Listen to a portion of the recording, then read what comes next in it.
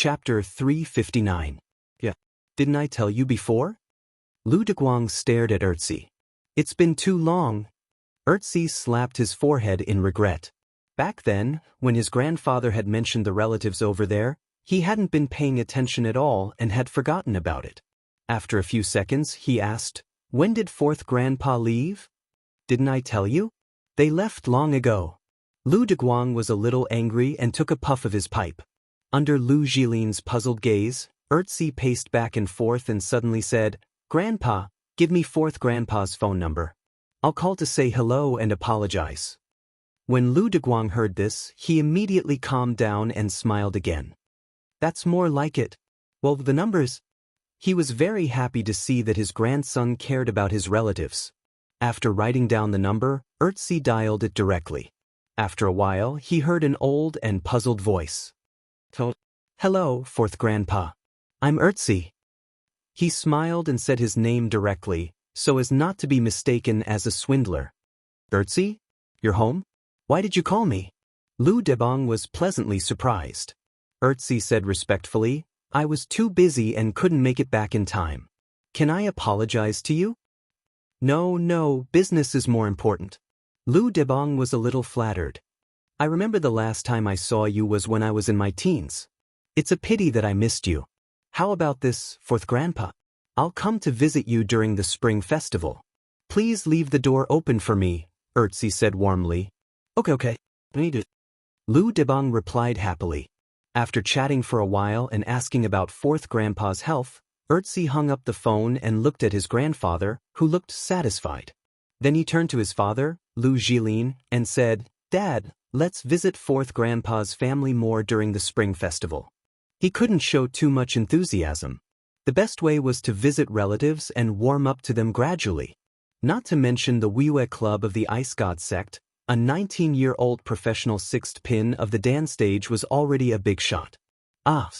Lu Jilin looked at his son in surprise, his face full of confusion.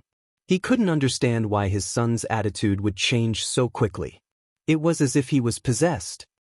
In the living room of Lu Jiqiang's house, Lu Deguang put down his cell phone. Satisfied with being valued by his relatives, he smiled happily.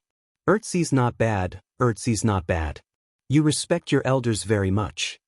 He nagged and started to discuss Erzi enthusiastically with father and mother Lu.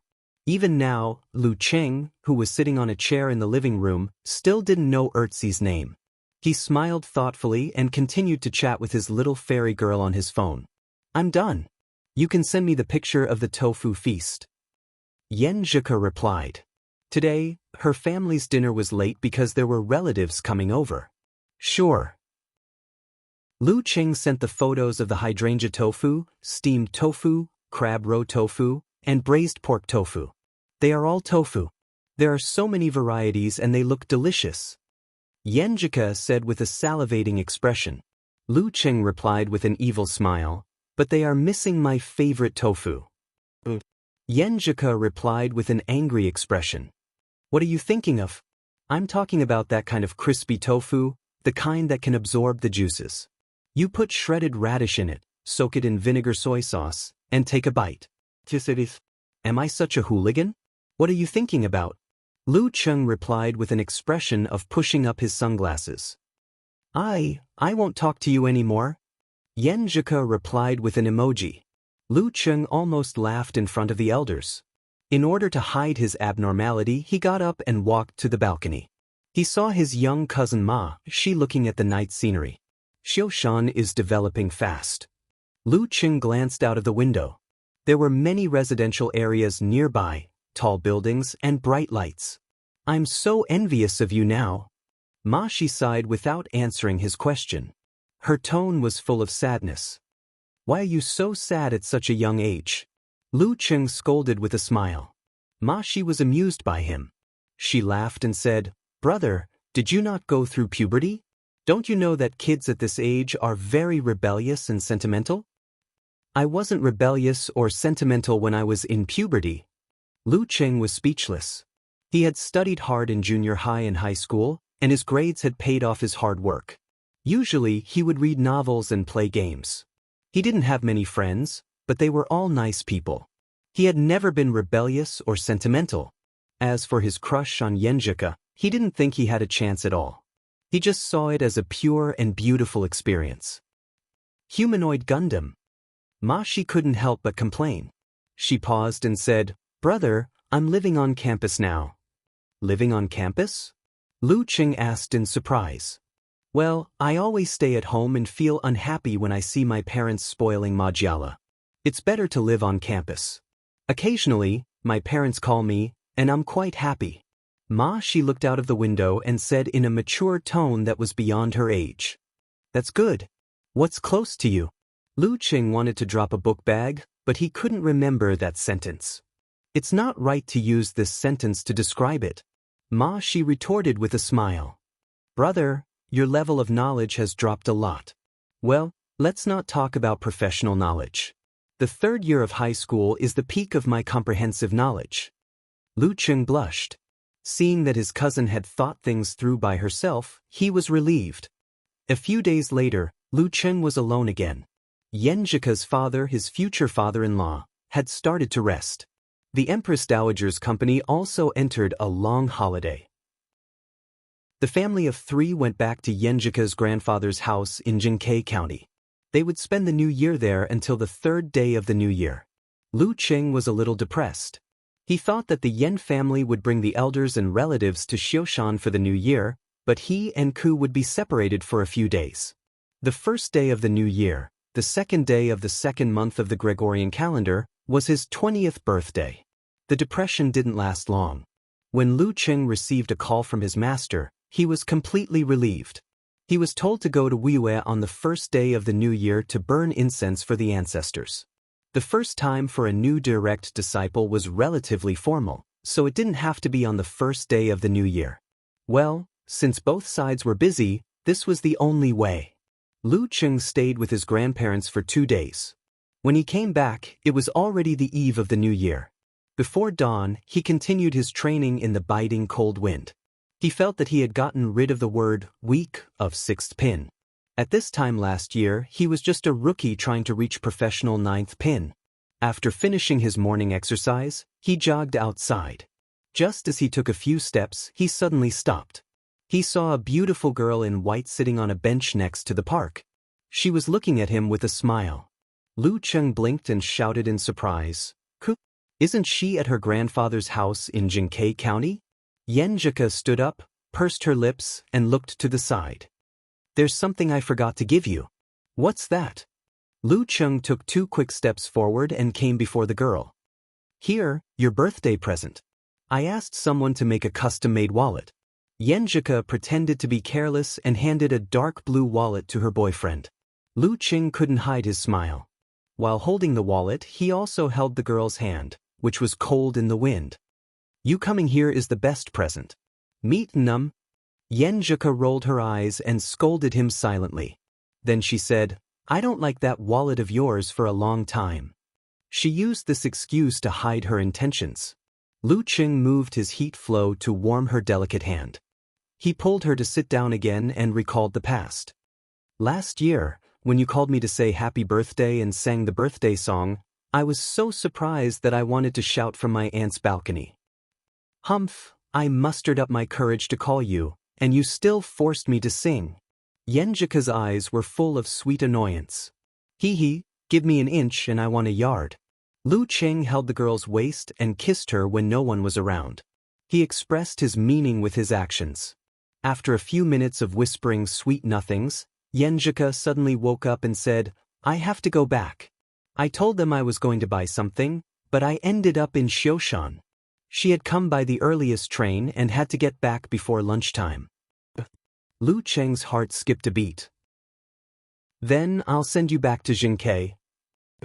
Yenjika didn't refuse and nodded in surprise. On New Year's Eve, Lu Qing, who had just returned from Jinkei County, happily spent the new year at his grandfather's house. From time to time, he put his hand into his pocket and touched the new wallet. Since he was successful, Lu Yanwei didn't make a fuss last year. The family was very comfortable, without any hidden worries, and happily welcomed the new year. When it was almost 12 o'clock, Lu Qing was about to sneak to the balcony to call Ku when he suddenly felt his phone vibrate. He looked at the screen and saw the name Little Fairy. What a coincidence. I was just about to call you. On the balcony, Lu Cheng leaned against the corner and said happily, "Isn't it because it's almost your birthday?" Yen Zhika replied proudly, "I was just waiting to say happy birthday to you and then go to bed. Anyway, I'm very flattered." Lu Cheng smiled to express his feelings. Yen Zhika laughed. After a few words, the firecrackers outside started to sound fiercely, covering all the sounds. Lu Cheng and Yen Zhika didn't talk, just like last year.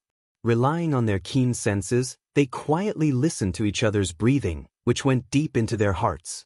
When the crackling sounds died down, Lu Cheng said in a warm and peaceful mood, "Happy New Year. Happy New Year and happy birthday. Happy birthday to you too."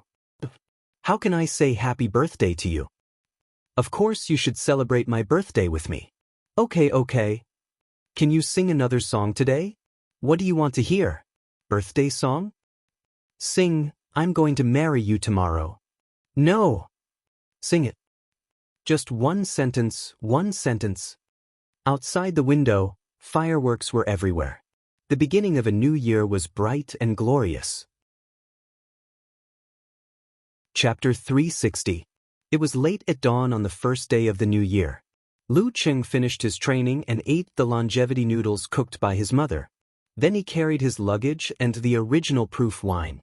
He walked out of the house in the dark, humming the melody of "You're Going to Marry Me Today." He didn't have time to browse the internet until he got on the train to the airport and replied to Yen Zhika's message. When he entered the forum, he saw a new post from Lu Cheng's girlfriend. Yen Zhika posted last night, "Happy New Year to all of you. Sofa, let's have fun together." Brahmin replied with a bouncing emoji. Wonton Seller replied, "Glutinous rice ball. Good New Year to all of you. I wish myself a smooth college entrance examination and look forward to our reunion in the summer vacation." So annoying. I was squeezed into the sewer while I was eating snacks. Eternal nightfall. Yen Xiaoling knew that Yen Zhika was going to post, but she still missed it. Well, let's rewind. Happy New Year to all of you. Happy birthday to Lu Cheng. Though we can't call him a 19-year-old sixth pin anymore. We have to call him a 20-year-old sixth pin. Unparalleled Dragon King left. I'm late, so I won't say Happy New Year to all of you. I wish all of you good health and vigor. May you have a baby soon. Okamoto's fan didn't change his attitude. Looking at everyone's joking and blessings, Lu Cheng's mood was like the sky outside, gradually brightening up as a warm sun rose. No matter where he went, there was always a group of people he didn't know supporting him. This feeling was very, very good. He arrived at Shanggao Airport in Wuyue Province at noon and saw his senior sister Shi Yuejian in the arrival hall. Shi Yuejian was wearing a pair of black-rimmed glasses with no degrees. She waved her hand and said softly but far away, "Why did you bring wine to your master again?" "I'm afraid he won't let me in if I don't bring wine." Lu Cheng made a joke. Shi Yuejian shook her head helplessly. "You have to watch him and control the amount he drinks." Lu Cheng smiled bitterly. "Senior sister, do you think he'll listen to me? If you nag him more, he will listen to you." Shi Yu laughed and began to teach him the true scripture. That's the kind of attitude he has for his daughter. Will he beat me up if I'm like that? Lu Cheng said self-deprecatingly. "Well, sorry to trouble you." Shi Yu smiled, turned around, and led Lu Cheng to the parking lot where her sedan car was parked. Geezer Shi, who was sitting in the back row, poked his head out. His eyes lit up as he said, "Brat, you're getting more and more mature. Come to me." "Dad, don't drink so much. You've been coughing so badly recently." Shi Yuejian nagged. "Just one bite at a time." Geezer Shi rubbed his temples and gave in. After getting in the car, Shi Yuejian pointed to the man in his 30s in the driver's seat and said, "Your brother-in-law, Wu Huikang." "Hello, brother-in-law." Lu Cheng greeted him with a smile. His brother-in-law was not a disciple of the Ice God sect. He was a professional manager, but he also practiced martial arts. A few years ago, he finally reached the Dan stage. Currently, he was in charge of part of the Ice God sect's industry on behalf of his master. Wu Huikong was tall and had short hair. He looked smart and gentle. As he started the car, he smiled and said, "Hello, little junior brother. Your senior sister has been talking about you for the past 6 months. She always says that my little junior brother is so powerful and has so much potential. I'm so jealous of you." "I'm not exaggerating." Shi Yuejian protested. "You don't spoil your junior brother with your praises." Geezer Shi agreed with his son-in-law and said, "This brat will become arrogant and complacent if we don't teach him a lesson from time to time." Then he looked at Lu Cheng and said, "I've helped you get the compensation for the previous incident. The internal explosion punch of the fire sect, which is a simplified version of physical invulnerability. I'll give it to you later. I'll also teach you 3 moves of the ice sect this time: North Wind, Polar, and Frost." Lu Cheng was invigorated. Geezer Shi glanced at him and said, "I could have asked for more, like the explosive punch. But you don't have a good foundation, so you have to practice carefully. You can't be greedy." My Thunder Roar Zen is famous. How many dance stage and inhuman experts were killed by it? Look at you now. How long has it been since you used it in a battle? It's because you don't master it well enough." "Yes, master." After being reminded, Lu Cheng also felt that he had neglected something in his practice. Although it was not like a monkey moving corn, it was close enough. Shi Yuejian, who was sitting in the passenger seat, was listening quietly. Then she interrupted, "Internal explosion punch? Junior brother, you have to be careful. Try not to use it when you practice. The core moves of the fire sect are known for their violence, which is completely different from our ice sect. Once internal explosion punch is used, the opponent will definitely suffer internal injuries. Even if they are close to the inhuman level, they can't take 3 punches like this. I mean, after 3 punches, they will die." Then she smiled and said, "When you reach the inhuman level, you can come and practice with me. The saber techniques of the ice sect are also superb." "What's saber practice? Isn't it troublesome to bring them here and there? Isn't it troublesome to destroy them after a few rounds? The most powerful and reliable thing for a martial artist is his own fist and body," Geezer Shi said disdainfully. Lu Cheng then remembered his senior sister's nickname, Black and White Magical Saber, Shi Yuejian. The 4 of them talked and laughed as the car sped out of the city and onto the winding mountain road. They arrived at the Ice God sect halfway up the Yambing Mountain. Compared to the last time Lu Cheng was here, this place was much livelier. Finally, it looked like a big sect. Of course, it would only last for 2 or 3 days. When they walked along the road and entered the sect, all the disciples stood respectfully when they saw Geezer Shi. Some called him Martial Uncle, and some called him Martial Granduncle. Their expressions were full of fear and admiration.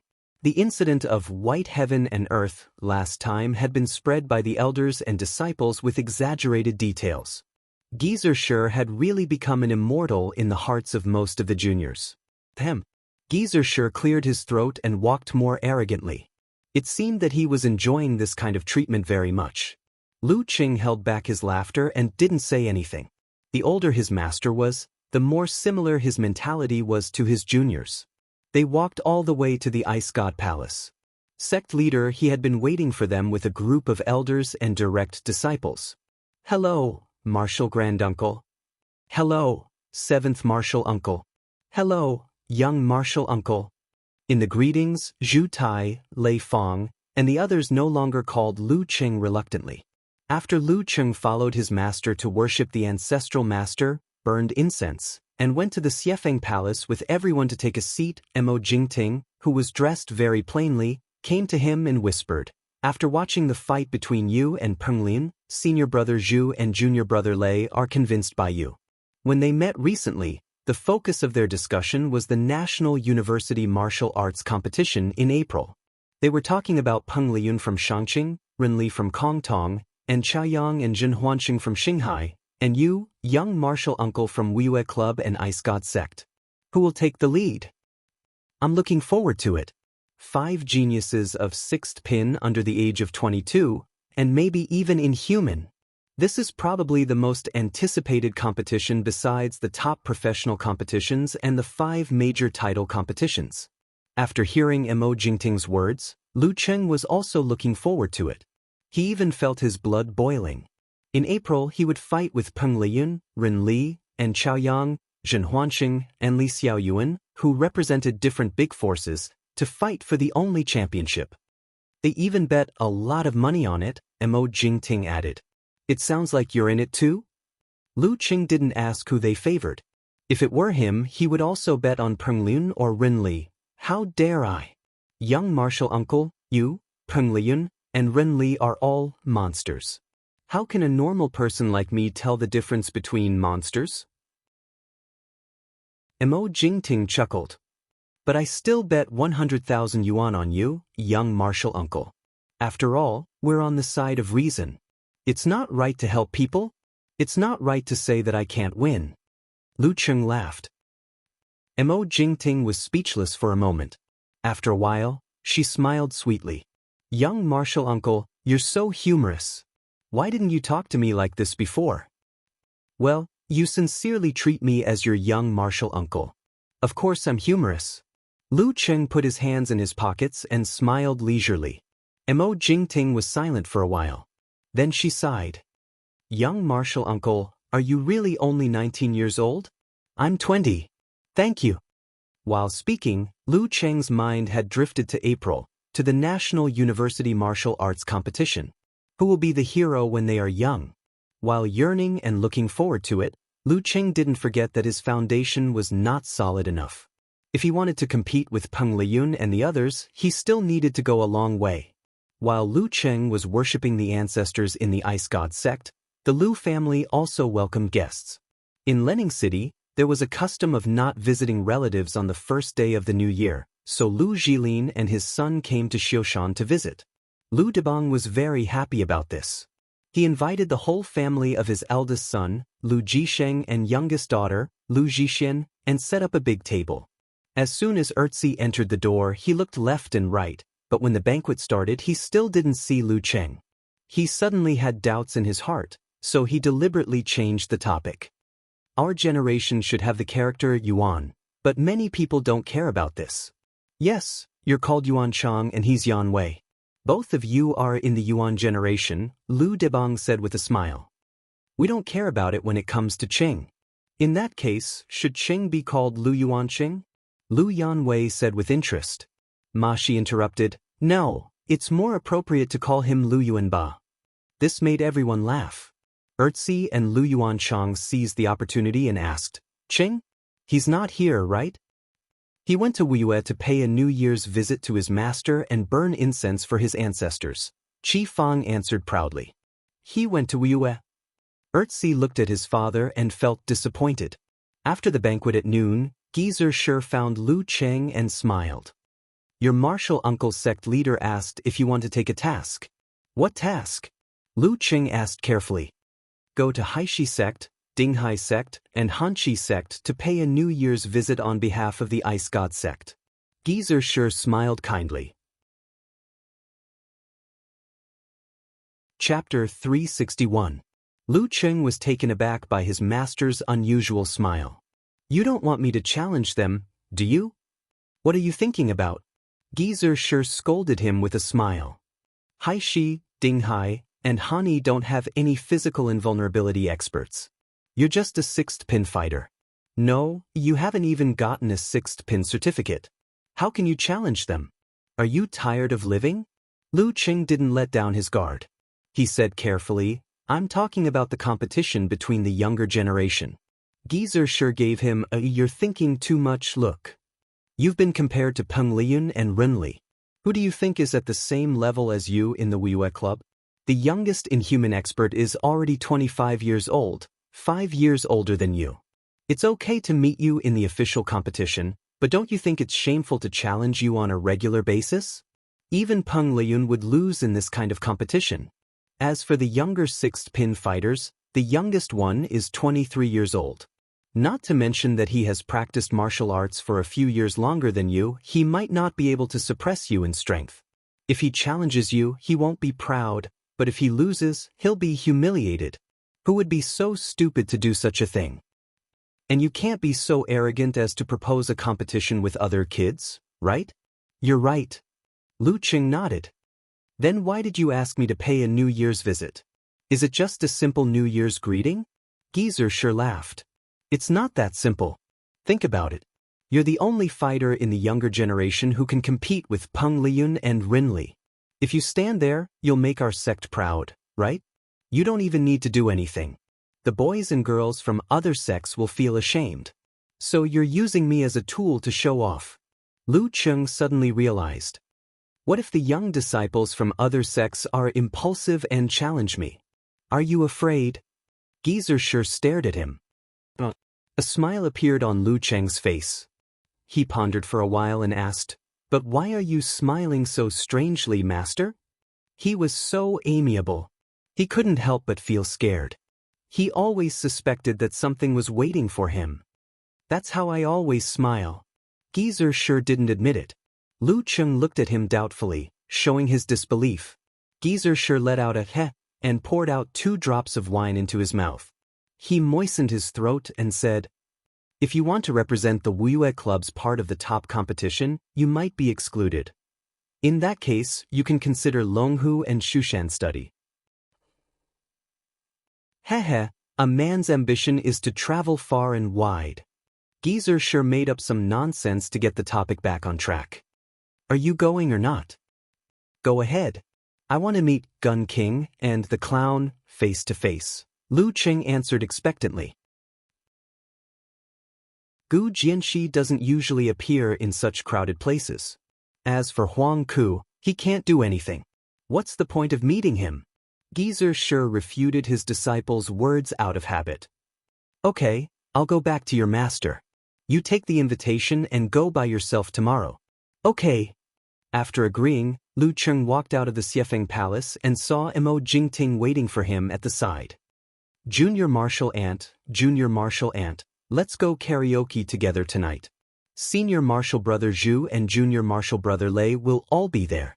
We'll celebrate your birthday and let you experience my iron lung singing voice without any voice modification. Another day. I have something important to do tonight. Lu Qing thought for a while. Something important? Mo Jingting rolled her eyes. Okay, I'll ask you out later. The important thing was that he had to spend his birthday with someone important. Lu Qing ate the birthday cake prepared by his senior sister and practiced the Ice Sect's 12th move, North Wind, 17th move, Polar Ground, and 28th move, Frost. As for the Fire Sect's simplified implosion of physical invulnerability, Geezer sure didn't bring it because it wasn't appropriate to practice it in the Ice God sect. He planned to practice it after they went down the mountain. After finishing these, Lu Qing called his mother, Qi Fong. After chatting for a while, he turned on his computer and video called Yenjika to spend his birthday together. The girl was wearing a white bear-style pajamas. Her hair was just washed and dried, dark and glossy. Her face was rosy and tender. In front of her was a small cake with 2 candles on it. The dim flames were swaying gently. After Ku hummed the birthday song, Lu Qing chuckled. I think the 20th birthday is a good sign. Look, there are 2 candles in pairs. It was a custom in Xioshan to use a thick candle to represent the whole 10th birthday. Yenjika pursed her lips into a smile and complained as if she had been led astray by her boyfriend. Then wouldn't your 30th birthday be terrible? The 3 candles were like 3 sticks of incense. As soon as she finished speaking, she spat twice. Children's words carry no harm. Just use a candle with a 3 and a 0 on it. When you said that, I didn't realize it. I thought 3 candles on my 30th birthday would be terrible. Isn't it a symbol of a family of 3? Lu Qing chuckled. The family of 3. Yenjika turned her head and looked to the side. I make a wish. I'll help you blow out the candles. You said it yourself. I'll celebrate your birthday with you. Make a wish. Lu Qing closed his eyes and earnestly looked forward to the future. First, he wished that his loved one would be healthy and have a smooth life. Second, he wished that he could go further and more steadily on his martial arts path. Third, he wished that he and Ku would love each other for life and grow old together. From now on, he would repeat these 3 wishes every birthday. It wasn't to move the heavens, but to remind himself to cherish the people around him and not forget his original intentions. I've made a wish. He opened his eyes and smiled. What did you wish for? Yenjika asked curiously. About the same as you. Didn't you say it wouldn't come true if I said it out loud? Lu Qing chuckled. Stingy. Yenjika snorted with a smile. She opened her pink lips, exhaled, and blew out the 2 candles. Then she picked up a plastic spoon, scooped a piece of cream, and laughed. Qing, happy birthday. I'll eat your share of the cake for you. Be careful not to get fat if you eat alone. Lu Qing smiled. So what if I get fat? Yenjika wrinkled her pretty nose. It's good to be fat. It's more comfortable to hug and feel better when you're chubby. Lu Qing snickered. Pervert. Yenjika opened her eyes and said with a smile. Before Lu Qing said anything, she looked up and asked curiously and hesitantly, Qing, let me ask you a question. Don't laugh at me. What question? I promise I won't laugh. Lu Qing tried to look serious. That's, every time you can't help it, do you take a cold shower to cool down or something? Yenjika stuttered and asked with a blush on her cheeks. Dirty Tong was always talking about such things. He had been curious for a long time. Lu Qing almost burst out laughing. He quickly maintained his expression and pretended not to understand. What do you mean? That's. Yenjika suddenly gritted her teeth and blurted out, That's what you guys call masturbation? After that, she saw Lu Qing's half-smile. She was so embarrassed that her face turned red. She turned her head and looked away. I'm going to ignore you. Well, both. Sometimes it's a cold shower. Sometimes it's something else. Lu Qing answered with a smile. Yenjika was silent for a few seconds. She pursed her lips and stole a glance at Lu Qing. What are you laughing at? She said bitterly. I'm not laughing. I just think that the communication between boyfriends and girlfriends will gradually involve such things. It's pretty good. Lu Qing was still smiling. Since his little fairy took the initiative to ask, he could guide them step by step in the future. Yenjika looked to the side again. Her face was still red. The next morning, Lu Qing, who had finished his training, took the visiting card and got into the car of the Ice God sect. He was the first to arrive at the Haishi Gate. Haishi Gate was located on the shore of the famous lake in Moshang. It was surrounded by beautiful scenery, and the house prices were very high. As Lu Qing stepped through the gate, he saw many young disciples secretly sizing him up from the corner of his eye. Some were feeling inferior, some were depressed, some were sighing, some were admiring, some were indignant, and some looked sullen. 1 step, 2 steps, 3 steps. He came to the Oceantide Hall and was led in by a disciple at the door. Junior Lu Qing of the Ice God sect greets sect leader Chen and Senior Huang.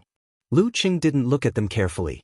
He bowed first and said a few auspicious words. Chen Bailing, the sect leader of the Haishi Gate, smiled and said, Martial nephew Lu, I've heard about your reputation for a long time. Lu Qing raised his head and saw that Chen Bailing's hair and beard were sparse, with a tinge of yellow in his white hair. He was wearing an ancient costume and was about the same age as Lu Qing's martial uncle sect leader. Beside him was the Spear King Huang Ku, who looked like a dull man in his 30s. He had a broad forehead and deep eyes. Lu Qing felt a chill in his bones just by looking at him. Senior, you flatter me. Lu Qing handed over the visiting card. Chen Bailing held the visiting card and stroked its surface. He smiled and said, I was thinking that old he would most likely send you to pay a New Year's visit this year. Sure enough, I guessed right. This is a good thing. As a martial artist, other than your own internal cultivation, you do need some external stimulation. As he spoke, he looked at Zheng Yu, Qian Qiue and other young disciples as if to say, Look, the stimulation is coming. Why don't you practice martial arts and try to catch up with him? Zheng Yu and Qian Qiue nodded and clenched their fists. They seemed to be more motivated. Damn, this senior is so direct and calm. How can I answer? Lu Qing pretended to be stupid and smiled. Senior, you're right. Will the young disciples of the Haishi Gate be stimulated by Senior Chen's words and jump out to challenge me? He was a little worried. After a few more words of greeting, Chen Bailing told Jing Yu to go to the ice god sect in the afternoon. Then he waved his sleeves and sent the guests away with tea, indicating that Lu Cheng could leave. When he turned around and walked out, Lu Cheng felt that Qian Chiyue and others seemed to be eager to have a try. But in the end, they restrained themselves and didn't come out. When he was outside and felt the warm winter sun, he suddenly sighed and felt a little disappointed. The young generation of the Haishi Gate didn't even have the courage to stand out and challenge me. Chapter 362. After that, Lu Cheng went to Dinghai sect and Hanqi sect. Unsurprisingly, he didn't see Clown Gu Jianxi. As for the younger generation, they were slightly weaker than Haishimen, so none of them impulsively came out to challenge him. After returning to Yambing Mountain, he reported everything to Martial Uncle's sect leader. The young people of these sects are very calm. He shook his head and smiled. That's a good thing. You've messed up the internal situation of the Wuyue Club and stimulated everyone to work harder. What he meant was that Zheng Yu, Lei Fang, Qian Chiyue, and the others had all entered the sect when they were in their teens. Their peers had watched them grow day by day and had long been used to falling behind. They had also slowly become arrogant. It was only when Lu Cheng descended from the heavens and entered this situation that they broke the inherent understanding and stirred up various emotions among the disciples. Well, Uncle Master knows about the catfish effect. Lu Cheng didn't continue the conversation. He left and went down the mountain with his master and returned to Shi Yuejian's villa. At this point, Geezer Shi took out a visualization diagram. There was a fiery red and unusually heavy sun on it. With just a glance, Lu Cheng felt the heat flow that symbolized the power of blaze in his body surging, being absorbed, and being compressed. Internal explosion is harder to master than severe warning. First, you have to visualize this red sun, and then control it with the Zhurong diagram. Then, you have to coordinate the strength of your attacks. You have to be very careful when you practice. It's not a fun thing to have an explosion in your body. Geezer Shi rarely explained in such detail. When you've fully mastered it, I'll teach you the 10th and 11th moves of the Ice Sect, which are simplified physical invulnerability moves. Of course, it'll take half a year. But Lu Cheng took the red sun diagram happily.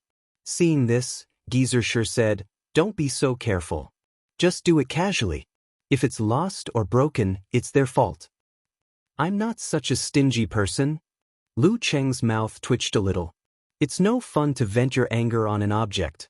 Mo Jingting, Zhu Tai, and Lei Fang didn't invite him because they had to go back home for the new year. On the third day, Lu Cheng said goodbye to his master and family and started his journey back to Xiushan.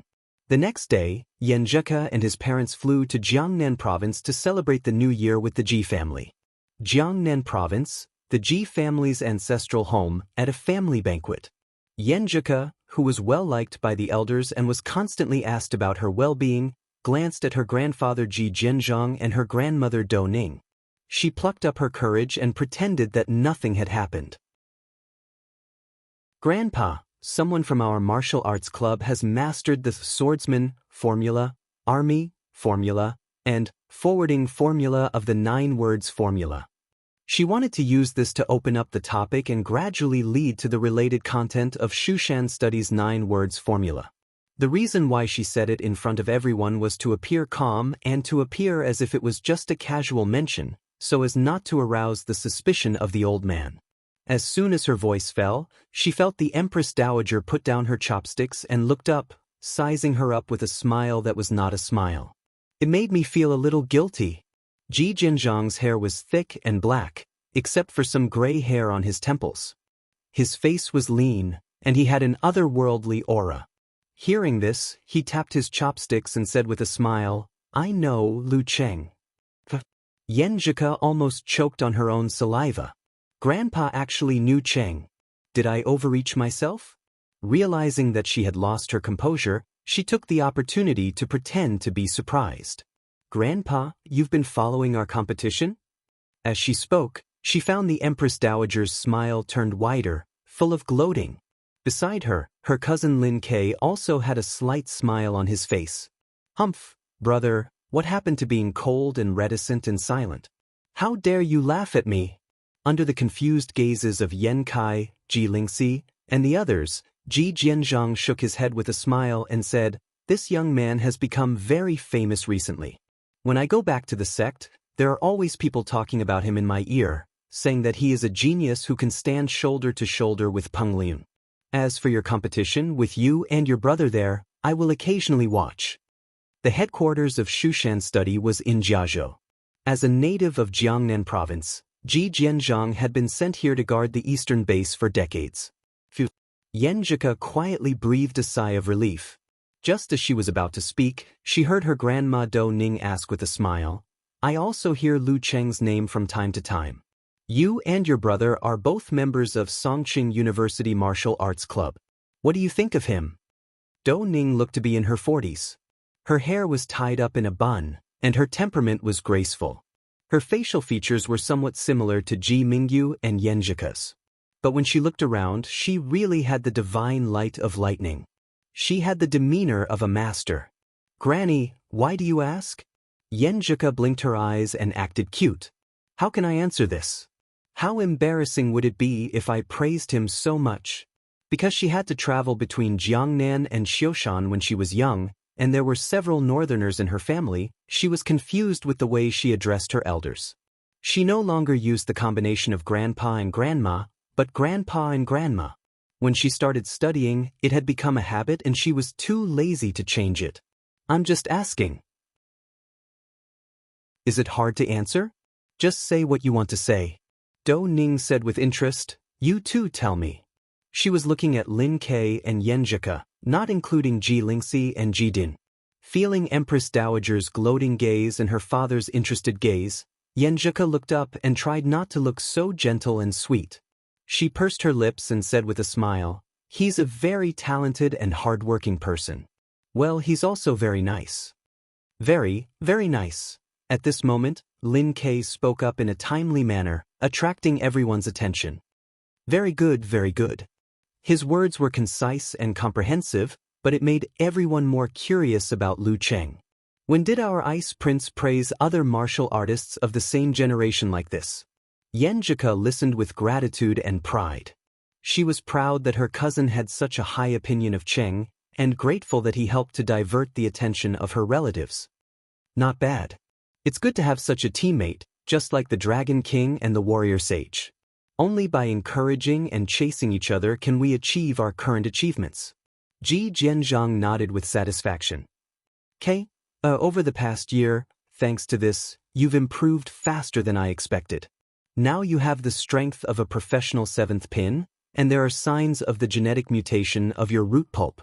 Practice hard, but don't be impatient. Being slow doesn't mean you can't go far." After seeing Lin Kei nod slightly, he turned to look at his favorite granddaughter and said, "Ku, why did you mention Lu Cheng?" Yanjika almost choked on her own wine. She quickly replied, "Grandpa, I didn't want to mention Lu Cheng. My focus is on the 9 words formula, the 9 words formula. Didn't Shushan Study collect many things related to the 9 words formula? Why haven't I seen anyone master it?" Ji Jianzhang rubbed the wine glass and sighed. Since the 9 words formula flourished until now, there have been too many wars. Many ancient books and objects have been seriously damaged.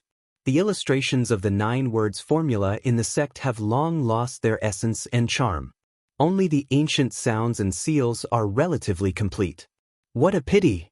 Yanjika sighed from the bottom of her heart. Yes, but we don't feel inferior to the ancients. If the seniors can create the 9 words formula, can't we restore it?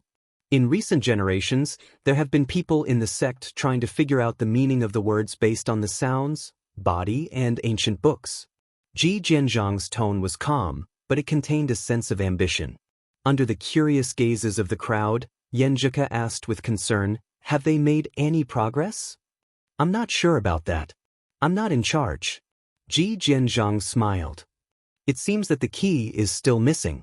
Grandpa, can I have a look at the notes?" Yanjika asked tentatively. Ji Jianzhang thought for a moment and said, "If there is no substantial progress in the reverse analysis, it's okay to let you have a look. But if it's close to success, you can only look at the notes of the predecessors."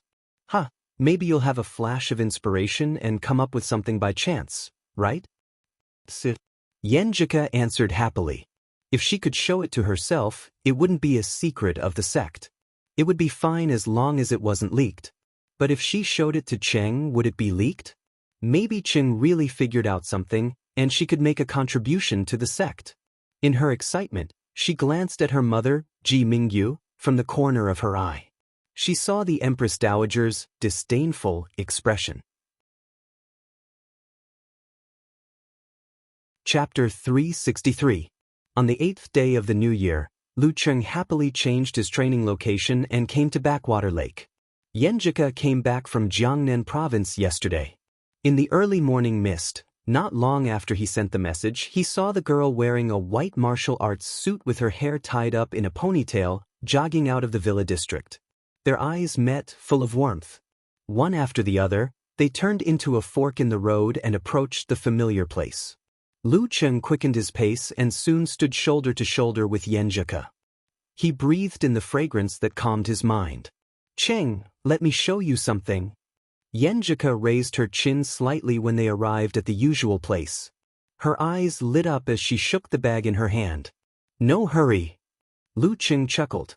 Seeing that it was still dark and there was no one around, he pulled the girl over and held her in his arms. Yenjika's eyes widened and her protest was stopped in her mouth. After a long time, she pushed Lu Cheng away. She brushed her messy hair and said, "I'm talking about something serious." "Something serious? That's more important." Lu Cheng chuckled. "Pumph." Yenjika pouted and turned her head. She happily passed the bag in her hand to him. "Here for you." The 9 words formula? Lu Cheng had guessed. "My grandpa called Shushan study and asked someone to send it to Jiangnan." Yenjika had a praise me expression on her face. She didn't say she could get it so quickly because she wanted to give her boyfriend a surprise. "Coach Yen, you're so nice." Lu Cheng was really happy, but it was more because he was touched than surprised. He opened the bag and flipped through it. He found not only the 9 words formula that had lost its essence and charm, but also the handprints and other body secrets. There were also the words and related notes written by several generations of Shushan study masters. Each of them had their own charm and characteristics. Of course, they were all wrong to give to Yenjika. For others, it would be very difficult to find the useful parts from the false. But for Lu Cheng, it was a piece of cake for him to verify it with his Jindan. "How is it?" Yenjika pursed her lips and raised her head. "It's a serious matter." "But didn't I say that it was a more important matter? We can't reverse the order." Lu Cheng deliberately raised his eyebrows. "You are becoming more and more improper," Yenjika said, angrily, but her eyes were overflowing with unconcealable joy. After completing the daily routine, Lu Cheng glanced at the girl who was seriously practicing the meteor force. He took out a stack of notes from the bag, studied them carefully, and tried to visualize them for trial and error. "Lin." He clasped his hands together to form a seal, and in his mind, he outlined the 19 different confrontation characters written by the seniors of Shushan study. He didn't specially complete the visualization. If he did, it wouldn't take a day or two. He just wanted to grasp a little of the charm and see if it could resonate with the Jindan. As the confrontation formula was uttered, the nebula at his lower abdomen continued to move slowly without any abnormalities. By the time Lu Cheng eliminated the thick notes of the confrontation formula and the fighting formula, it was close to 8 o'clock. He stopped visualizing and left the backwater lake in another direction with Yenjika, who had finished her practice. They had a round of breakfast. "Cheng, don't be too anxious. You don't have to rush to return these notes. Wait for my grandpa to urge you." Yenjika comforted him at the entrance of the villa area. She had noticed that Lu Cheng was already experimenting and was afraid that he would be too impatient and go astray. "Don't worry. I have an affinity with the 9 words formula," Lu Cheng joked. After returning home, he took a hot shower and continued his trial and error journey. He eliminated the meanings of the wholeness formula, formation formula, and decueing formula that the predecessors had reverse deduced. Although he didn't gain much, he wasn't disappointed. With the mistakes made by the seniors of Shushan study and the lessons learned, he could also reverse deduce along this path and seek the charm. However, that would take a few years or even longer. Taking out the last stack of notes, he composed himself and once again immersed himself in cultivation. Okay. The ancient sounds came from his mouth and his hand seals gradually became familiar. When Lu Cheng tried the OK formula that Wu Qiao, the former head of Shushan study, had reverse deduced, the bright nebula in his body suddenly spun faster and rippled.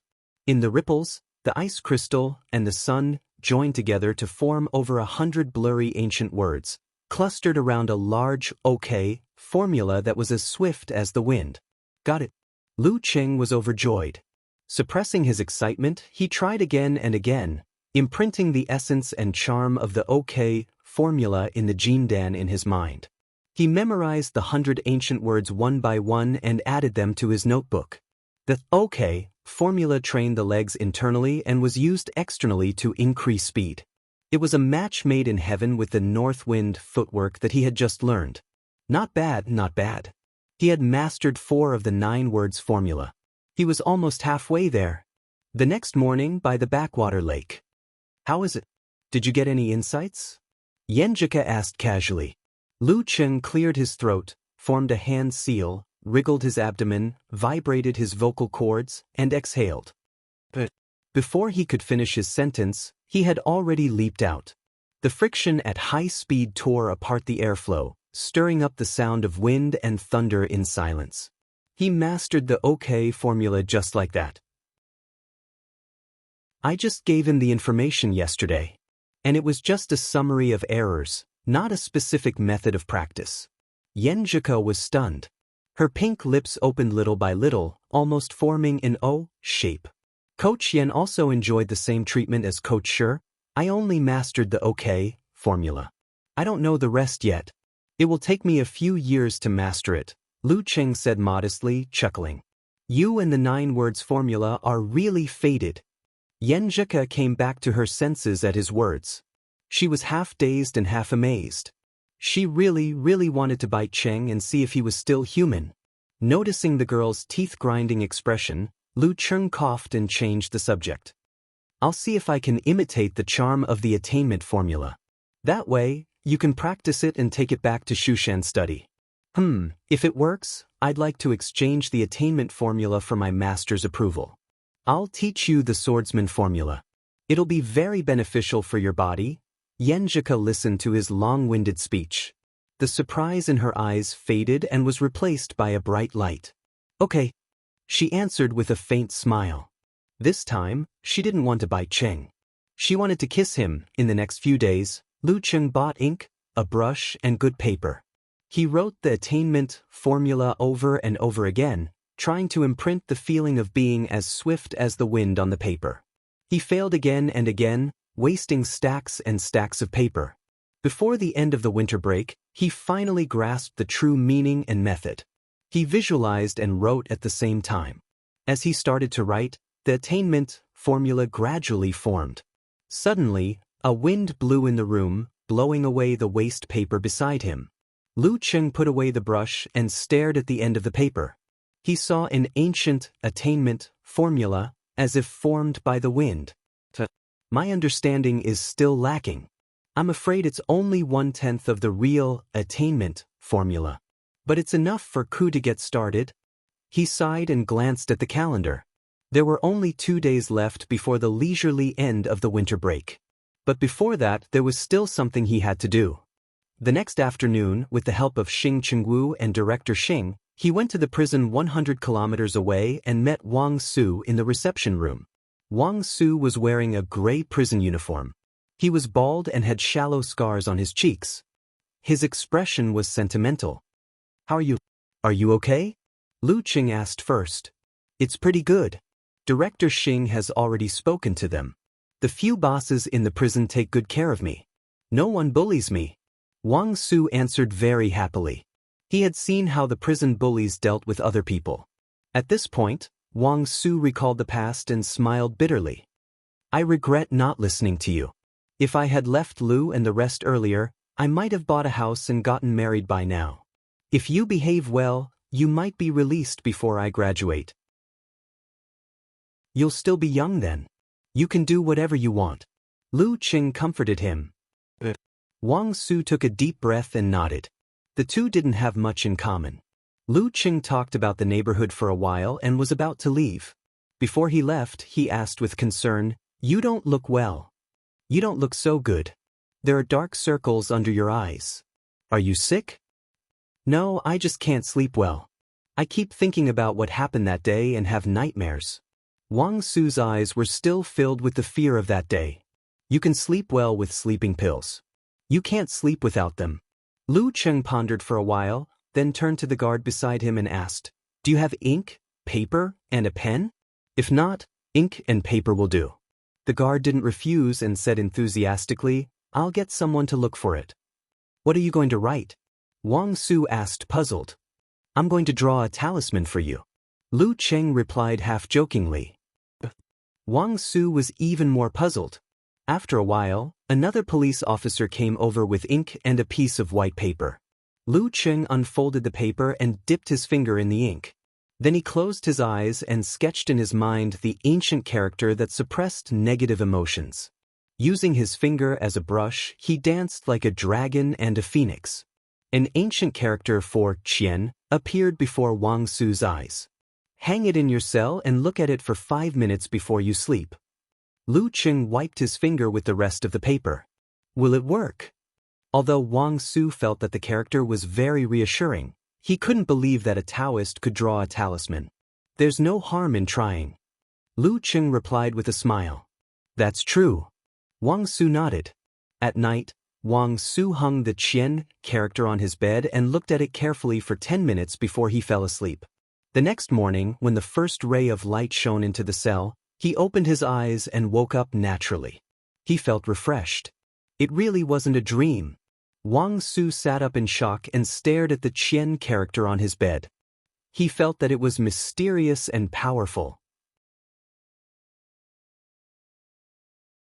Chapter 364. On the 13th day of the first lunar month, Lu Qing carried his luggage and said goodbye to his parents.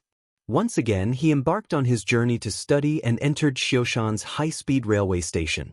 Just yesterday, Wu Qinggui's $700,000 endorsement fee had arrived.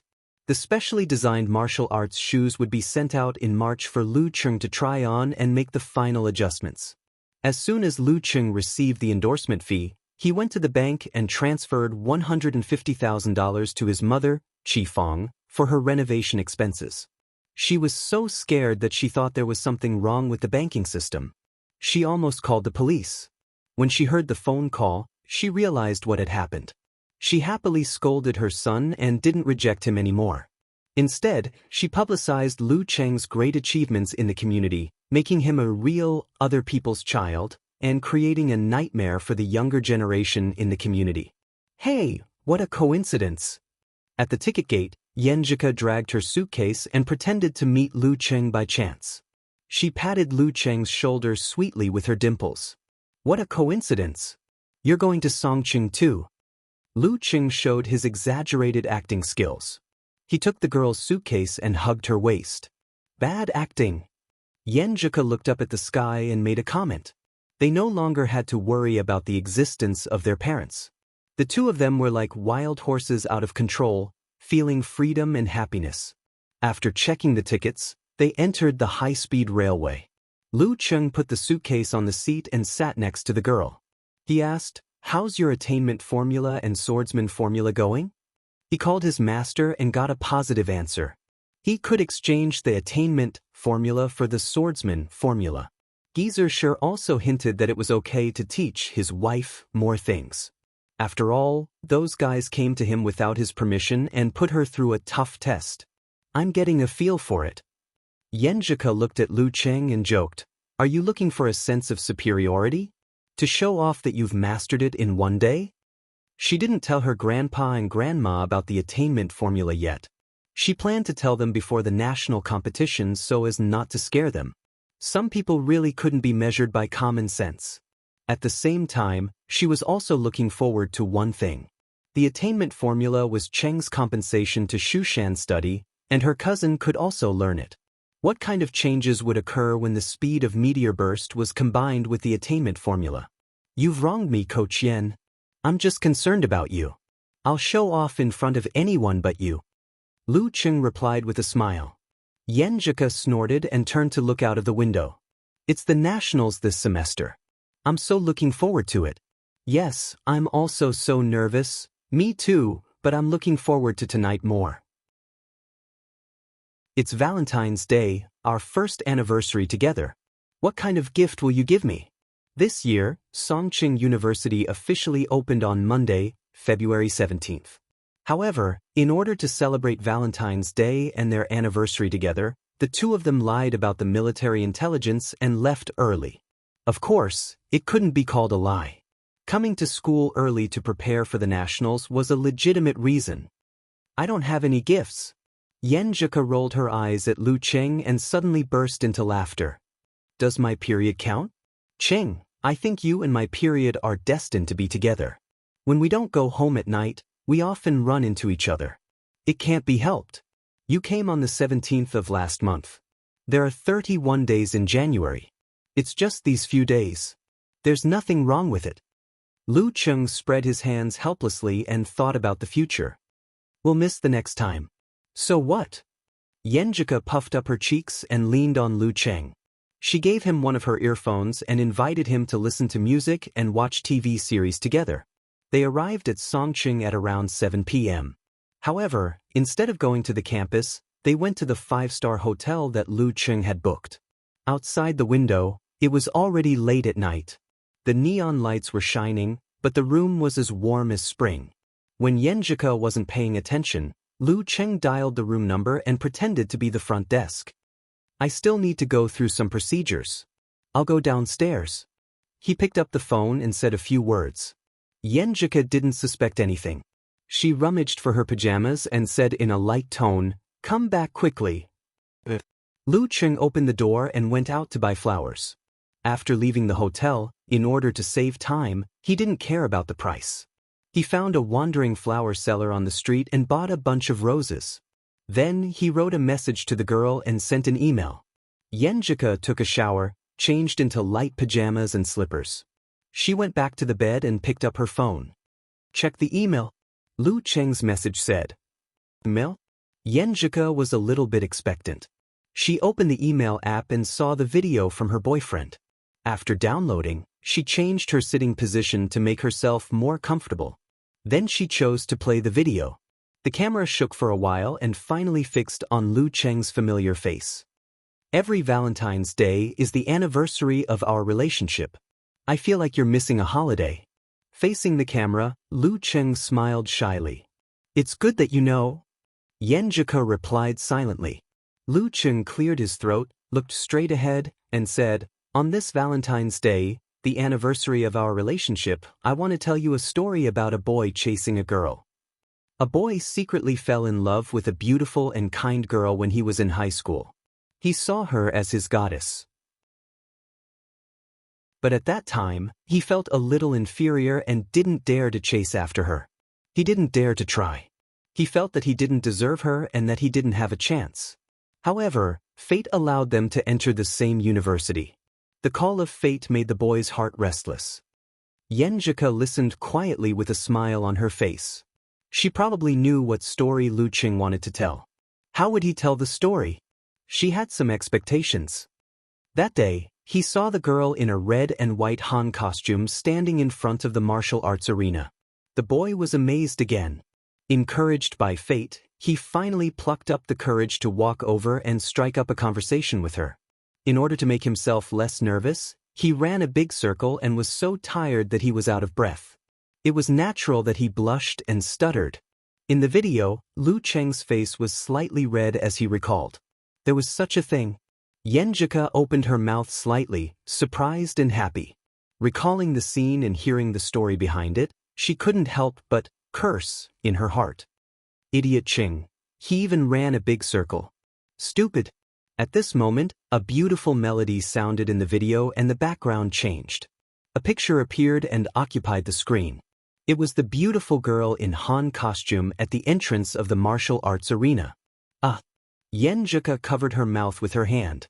Why does Ching have a picture of me at that time? Didn't he say that he was too nervous and forgot to take a picture? The girl was very friendly. Her personality was better than what the boy imagined. They talked very well. He was thick-skinned and asked for her QQ number. From then on, he started an unbelievable dream life. He restrained himself and only talked with the girl for a while each time so that she wouldn't feel annoyed and think that he was pestering her. As time went by, they became more familiar with each other and talked more and more. He was surprised to find that the girl was very cute in private. The background music was melodious. Emojis popped up one after another. Some were staring blankly, some were sitting obediently, and some were holding their chins with their hands. Yenjika almost burst out laughing. This video was made very seriously. She thought happily. On the girl's birthday, the boy didn't dare to do too much. He was afraid that he would scare off the little fairy if he was too enthusiastic and proactive. So he went to Yenling to participate in the Warrior Sage Challenge tournament with this kind of mentality. In this challenge tournament, he found more common interests with the girl and let her participate in his life. It was also in this challenge tournament that he heard the first cheer in his martial arts career. It was from the girl. The voice telling the story stopped, and a soft female voice that Yenjika was very familiar with suddenly rang out in the video. Lu Qing. Lu Qing. Go Lu Qing. This. Yenjika covered her mouth again and turned her head to look to the side in surprise. Qing still had the voice message from that time? The cheer from the girl he secretly loved, the first cheer in the challenge tournament, filled the boy with motivation and courage. He defeated strong opponents one after another and made it to the group stage. And the girl went one step further and sang a cheer for him after his repeated pleas. In the background music, the clear voice just now started humming a melody that made people's blood boil. Keep running with the pride of a newborn. How can you see the brilliance of life if you don't persevere to the end instead of dragging out your last breath? Why not burn to your heart's content? He kept them all. Yenjika let out a sigh, her eyes shining brightly. For the boy, these are all memories that are worth remembering for a lifetime. He kept the voice message, the chat history, and the beautiful moments they spent together. He hid them in different places. He wanted to sit in the rocking chair and slowly recall them for the girl when his hair turned white. After that, many photos and screenshots of their conversations appeared on the screen. Lu Cheng's voice guided Yenjika back to the past, reliving the beautiful feelings of the past year.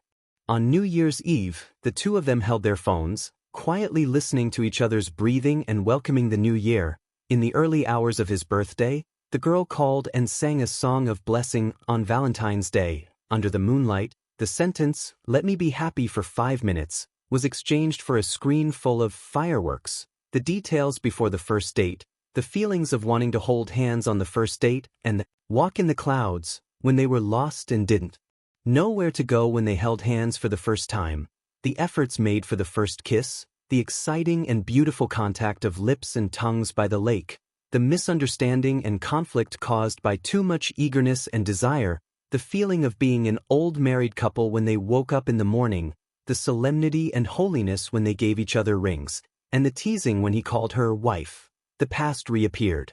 Yenjika's eyes reddened and she fell into a daydream.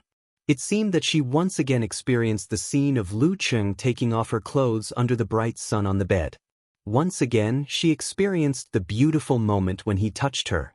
There were too many of these, and the video didn't show them at all. Idiot, how can you only remember the things I did for you and forget the things you did for me? It's Valentine's Day again.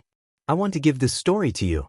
I hope that the boy and the girl have new stories every year, and I can tell you like this every year. Lu Cheng's low voice echoed in Yenjika's ears and into her heart. Yenjika saved the video. She wanted to learn from Lu Cheng and record the past.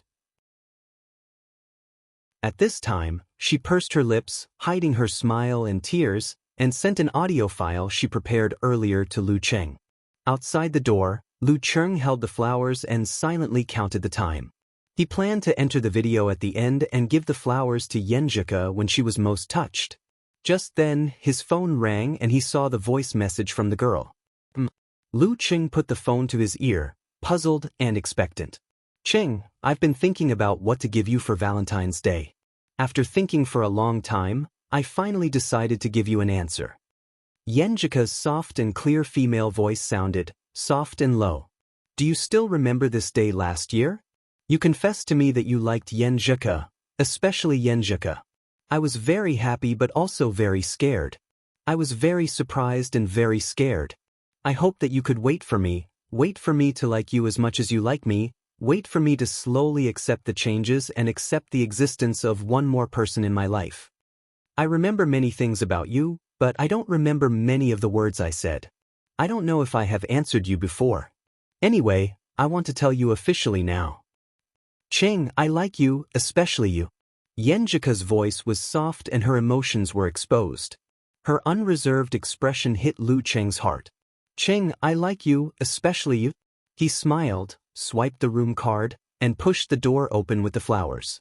After a good night, Lu Cheng, who had spent a lot of effort to coax Yenjika again, returned to the new campus of Songqing University and saw Lin Kei, Li Mao, Kai Zhongming and the others. During the first special training session of the semester, they gathered in a circle, covered their hands, and shouted in unison, "National competition!" Chapter 365. National competition. After everyone in the martial arts club shouted, Shu Rui signaled the cameraman to stop recording. She stood in front of the team, bowed slightly, and said with a sentimental smile, "Thank you for your care and cooperation in the past few months. There are more than 40 days left, so I have to say goodbye. Our team wishes you all the best in the national competition." Shu Rui was an outstanding beauty. She was reliable, neither cold nor arrogant. Since the beginning of September, except for the holidays, she had come here every few days to film their daily lives. She was familiar with the members of the martial arts club and had made friends with them. Therefore, when they heard her words, they all expressed their reluctance to see her go and sighed with emotion. In such an atmosphere, the first special training of this semester began. Everyone held their breath and worked hard for the national competition. At the end of the training, Lu Cheng saw Shu Rui interviewing his teammates one by one. He smiled at Yenjika beside him and said, "I'm suddenly looking forward to the program that reporter Shu is going to do." Looking at his smile, Yenjika suddenly remembered last night. She couldn't help but turn her head, purse her lips, and snort in a low voice. "I finally mustered up the courage to take the initiative to satisfy your desire. How dare you, how dare you?" She was too embarrassed to think about it anymore. "What's wrong?" Lu Cheng blurted out. Then he realized and wanted to slap himself. Of all things, he had touched a sore spot. I just feel that I'm not pure anymore." Yenjika wasn't angry, but she still felt ashamed and angry. After a while, she changed her attitude and decided not to talk about it anymore. She looked down at her feet and answered with a little sadness. When she went back to the dormitory this morning to put away her things, Dirty Tong's eyes made her unable to raise her head. She could only talk about it. "I think that girls who have been married or have had a boyfriend for more than a year can only be pure relatively speaking." Lu Cheng couldn't help but laugh. "Yes, we have been dating for more than a year. A year and a day." Yenjika glared at him. Seeing Shu Rui approaching, she quickly changed the topic. "Cheng, didn't you say that you were too excited to take a picture when you hit on me last time? Why was it in the video last night?" "When I was making the video, I felt that it was a pity that there wasn't a photo here. But I couldn't tell you in advance so that you could wear the Han costume and find a chance to take a photo. I thought about it and thought that my little fairy was so beautiful, so there must be someone who couldn't resist taking photos. So I asked one by one and finally got a photo from President Chen Zhonghua." Yenjika was suddenly enlightened. "But senior brother Chen asked me to take a picture of it. He said it was a record for the martial arts club's activities." Her eyebrows gradually relaxed and a smile was hidden within. Once again, she felt Lu Cheng's intentions. After last night, for some reason, she felt that she and Cheng were closer than before. They had already touched so much of each other's private parts, and the privacy between them seemed to have decreased by a lot, At this time, Shu Rui moved over and began to interview Yenjika, focusing on her preparations for the national competition during the holidays. Lu Cheng took 2 steps back and stood beside little Ming, not wanting to interfere. "Ching, I feel like I'm close to 9th pin now," Kai Zhongming said in high spirits, mimicking the action of Hercules. Lu Cheng looked him up and down and nodded with a smile. "Not bad. What's with the look and tone in your eyes?" Kai Zhongming squinted at him. "Caring look and tone in my eyes." Lu Cheng chuckled. He wouldn't say that it was the look and tone of a professional 6th pin fighter caring for a professional 9th pin fighter. "Caring for a retard?" Kai Zhongming retorted unhappily. "That's what you said." "I didn't say that," Lu Cheng replied. Talker actually made a slip of the tongue. Kai Zhongming found that he was tricked. After a long time, he squeezed out a word, "Get lost." Seeing that Lu Cheng was having a hard time holding back his laughter, he decided to change the topic. "You came back in a hurry this morning. Did you do something bad last night?" Chang and Old Chiu were deeply affected. "Double the damage on Valentine's Day. Am I not allowed to take the train at night?" Lu Cheng asked, amused. "Yes, of course. Let me remind you as a senior. No matter whether there is a chance or not, you should be prepared first. Otherwise, you will be driven to the streets to find pharmacies, supermarkets, and vending machines." Kai Zhongming showed an expression that he couldn't bear to look back on the past. Lu Cheng twitched his mouth and said, "Comrade Casanova, I found that your funny experience could be written into a book. Complete collection of single dog abuse." Kai Zhongming understood him. When they were talking about the crosstalk, Shu Rui finished asking Yenjika and walked to Lin Quebec. She laughed and said, "I'm here to interview you again." Lin K still had the same expressionless look. Shu Rui straightened her body and smiled sweetly. "That's right. Nice to meet you." Time flew by in such dull and repetitive days. In the blink of an eye, it was April 2nd, and the final round of the National University Martial Arts competitions would officially start on April 5th. At the school bus station of the new campus of Songqing University, Lu Cheng was the first to arrive at the bus station with Yenjika in one hand and Yenjika's suitcase in the other. After a while, Lin K arrived, wearing a black shirt and a pair of loose dark jeans, with a light yellow suitcase in his left hand. "Ah." Lu Cheng opened his mouth wide and asked his girlfriend in surprise, Your brother uses such a cute suitcase? You can't judge a book by its cover. Does my brother-in-law have a girl's heart?" Yenjika covered her mouth and snickered. "My brother is very casual in this aspect. He uses whatever my aunt buys for him. He is never picky. This suitcase used to be my aunt's." Lu Cheng regretted his misunderstanding. He saw Kai Zhongming coming in with a handsome posture and Li Mao following behind him with a big bag taller than his head. Sun Jian, wearing sunglasses and carrying 2 people's luggage, appeared with Lin Hua in a plain white dress. On the other side, Heezi took off her round glasses and cut off her long hair. She had a short and thin hairstyle which made her look cold and elegant. Yen Shaoling stood beside her and reminded her repeatedly, "Don't worry. Hey, I'm counting on you this time. You must send me the battle report from the front line as soon as possible." The list of people going to the capital consisted of 3 main forces, 6 substitutes, and 2 students, Li Xiaowen and Jiang Fuxing, who were in charge of chores. The others, including Yen Shaoling and Mu Jinyan, had to stay in school. At the bus station of Shanbei University, Su Wanyan and Fang Zhirong were chatting happily. He felt that as long as Fang Zhirong didn't lose his temper and wasn't provoked, he was easy to get along with, except that he liked to play pranks. After waiting for a long time, all the substitutes arrived and surrounded them. "Okay, get on the bus and go to the airport." Su Wanyan waved his hand. Mao Qingjun, the main force substitute, looked around and asked in confusion, "Are we missing one?" "The most important one is missing." Su Wanyan laughed and pointed to the bus. "Brother Peng has been here for a long time." Everyone looked over and saw Peng Liyun sitting by the window. He was leaning back and his eyes were empty. No one knew what he was thinking. "Let's go." Su Wanyan boarded the bus. "Why?"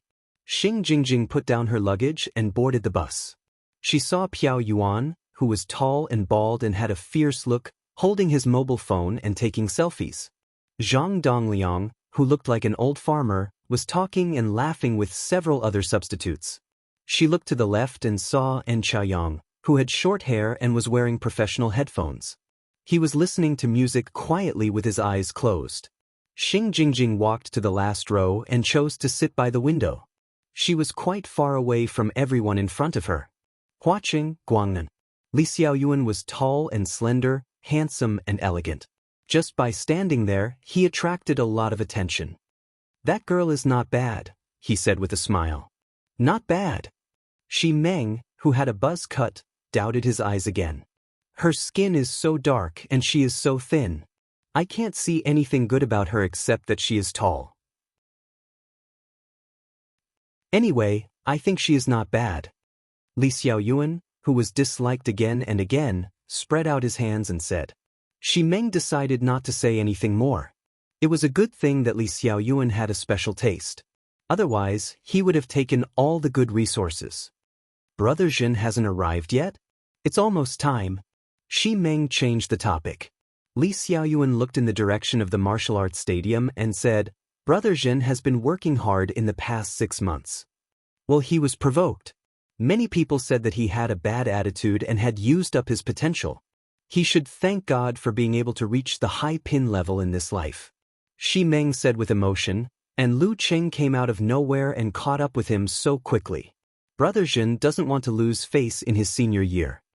While they were talking, they suddenly felt the ground tremble slightly. They turned around and saw Zhen Huanxin carrying a luggage bag and walking in the distance with heavy steps. His skin was bronze-colored, and his facial features were well-defined. He wasn't handsome, but he was extremely manly. Every step he took was like a moving tank. However, the closer he got, the weaker the tremors under everyone's feet became. It was the exact opposite of a normal situation. "Let's go," Zhen Huanxing said in a low voice. Hudong University. Walking fat meat, Yi glanced at Wu Yong, Han Peipei, and the others. He squeezed through the door first, turned around and shouted, "Our goal this year is to reach the top 8.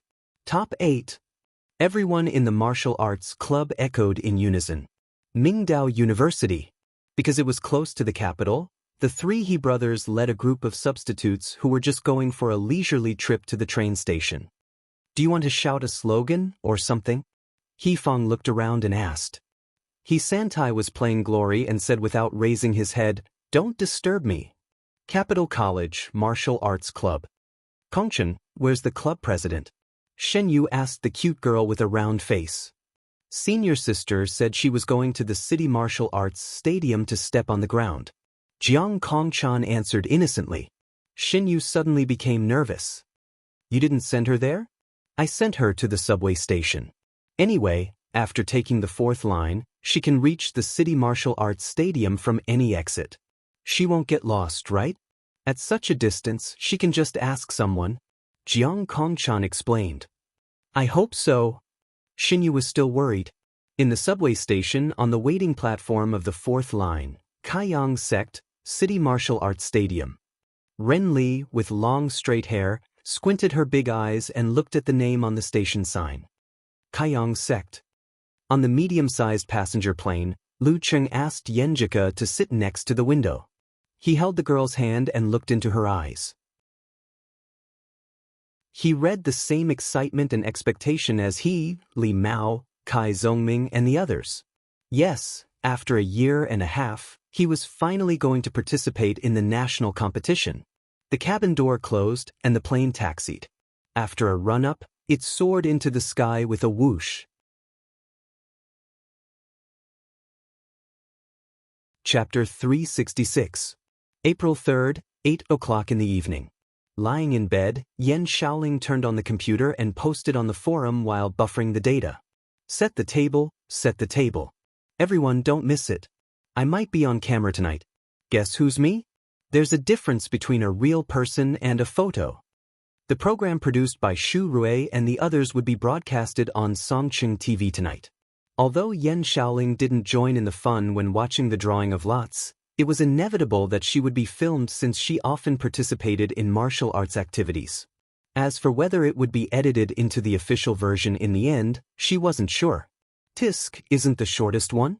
Unparalleled Dragon King wouldn't let go of any opportunity to criticize Yan Shaoling. Yan Shaoling replied with a wronged expression, "No QAQ, there are people shorter than me in the martial arts club. My new friend Qing Qing is shorter than me by 1 centimeter, and Xiao Hei is shorter than me by 2 centimeters, no, 3 centimeters. You can't see the difference with the naked eye, right?" Road to the Arena gave a critical hit.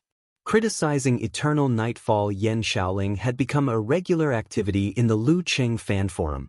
Even the Longhu Club forum next door often had people joining in. 2 centimeters. What a big difference. They all say that I look like a sister when I stand with them, as long as they don't talk QAQ. Yan Shaoling fiercely retorted, "I don't want to talk to you anymore. The program is starting. Move a small stool and sit down, quietly watch the show, chin resting." Wonton Seller also wandered over from next door. "Little Wonton, what do you think about the evening self-study?" Brahmin was shocked. Wonton Seller sent a sticky rice dumpling emoji. "I caught a cold and asked for leave." "Wait, where are the exercises we agreed on?" "I'm doing it while watching," Brahmin said confidently. At this time, the scenery of Songqing University's new campus appeared on Yan Xiaoling's computer screen.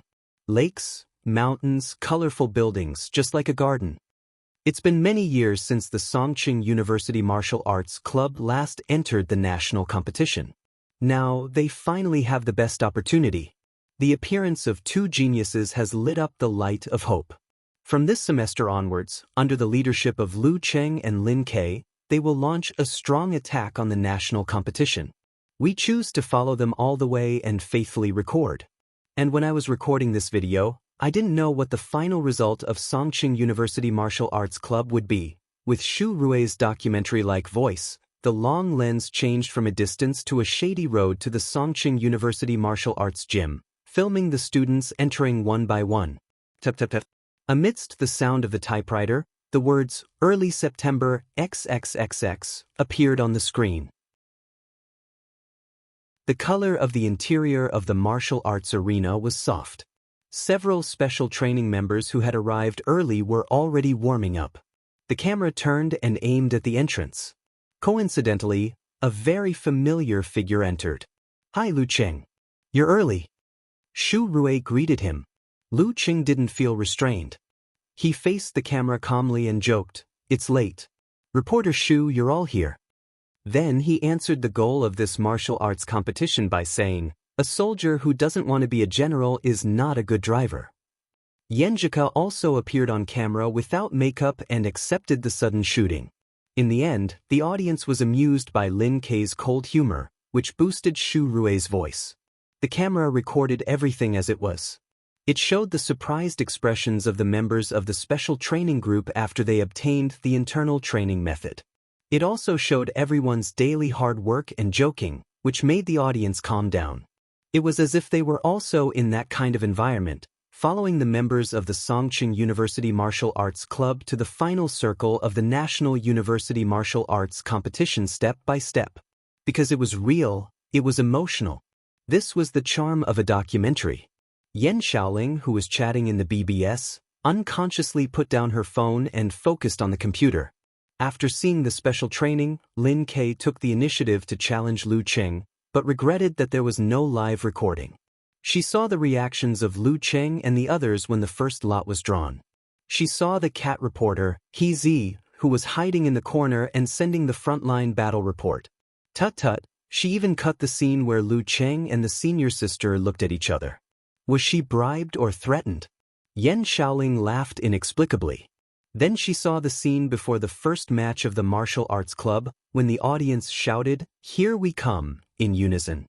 She saw the scene inside the locker room, which was very mysterious to her, clearly presented in front of her eyes. She saw Lu Cheng carefully applying ointment to heal the swelling and bruises. She saw Lin Ke drying his wet short hair and coming out of the bathroom. She saw Yenjika, who everyone thought was more beautiful than a star, waiting at the canteen window like thousands of other people in the university, leaving with a plate of stir-fry. She saw Lu Cheng, as one of the candidates for the Heavenly Son of China, munching on a steamed bun and drinking soy milk, as ordinary as everyone around him.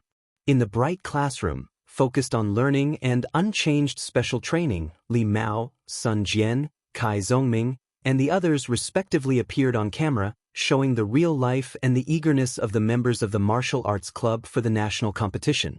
They smoothly advanced in the group stage and easily defeated their opponents in the quarterfinals. During this process, many unknown details were cleverly connected in a clever way, making the audience see Lu Cheng, Lin Ke, and the others from a new perspective. For example, after the supernatural ability of misfortune rebound, everyone was subconsciously afraid of Lu Cheng and wanted to avoid him. The first 4 matches were confirmed. The result of the first match against Shanbei made Li Mao and the others exclaim, while the expectation, excitement, and nervousness in Lu Cheng and Lin Ke's eyes were also faintly pointed out. The first highlight of the program appeared in the away match against Shanbei. The camera shared with the audience the fact that Lu Cheng got up at 5:30 every day to practice in real time, perfectly depicting the unspeakable tension between him and Peng Liyun on the playground and the accidental encounter between him and Peng Liyun. Interspersed with the scenes of intense matches were the audience's depressed and painful expressions, Geezer Sher's encouraging speech the next day, Lu Cheng and the others' increasingly serious training, and Songqing University's students spontaneously gathered on the weekend to cheer for the martial arts club with the slogan, "Keep up the good work."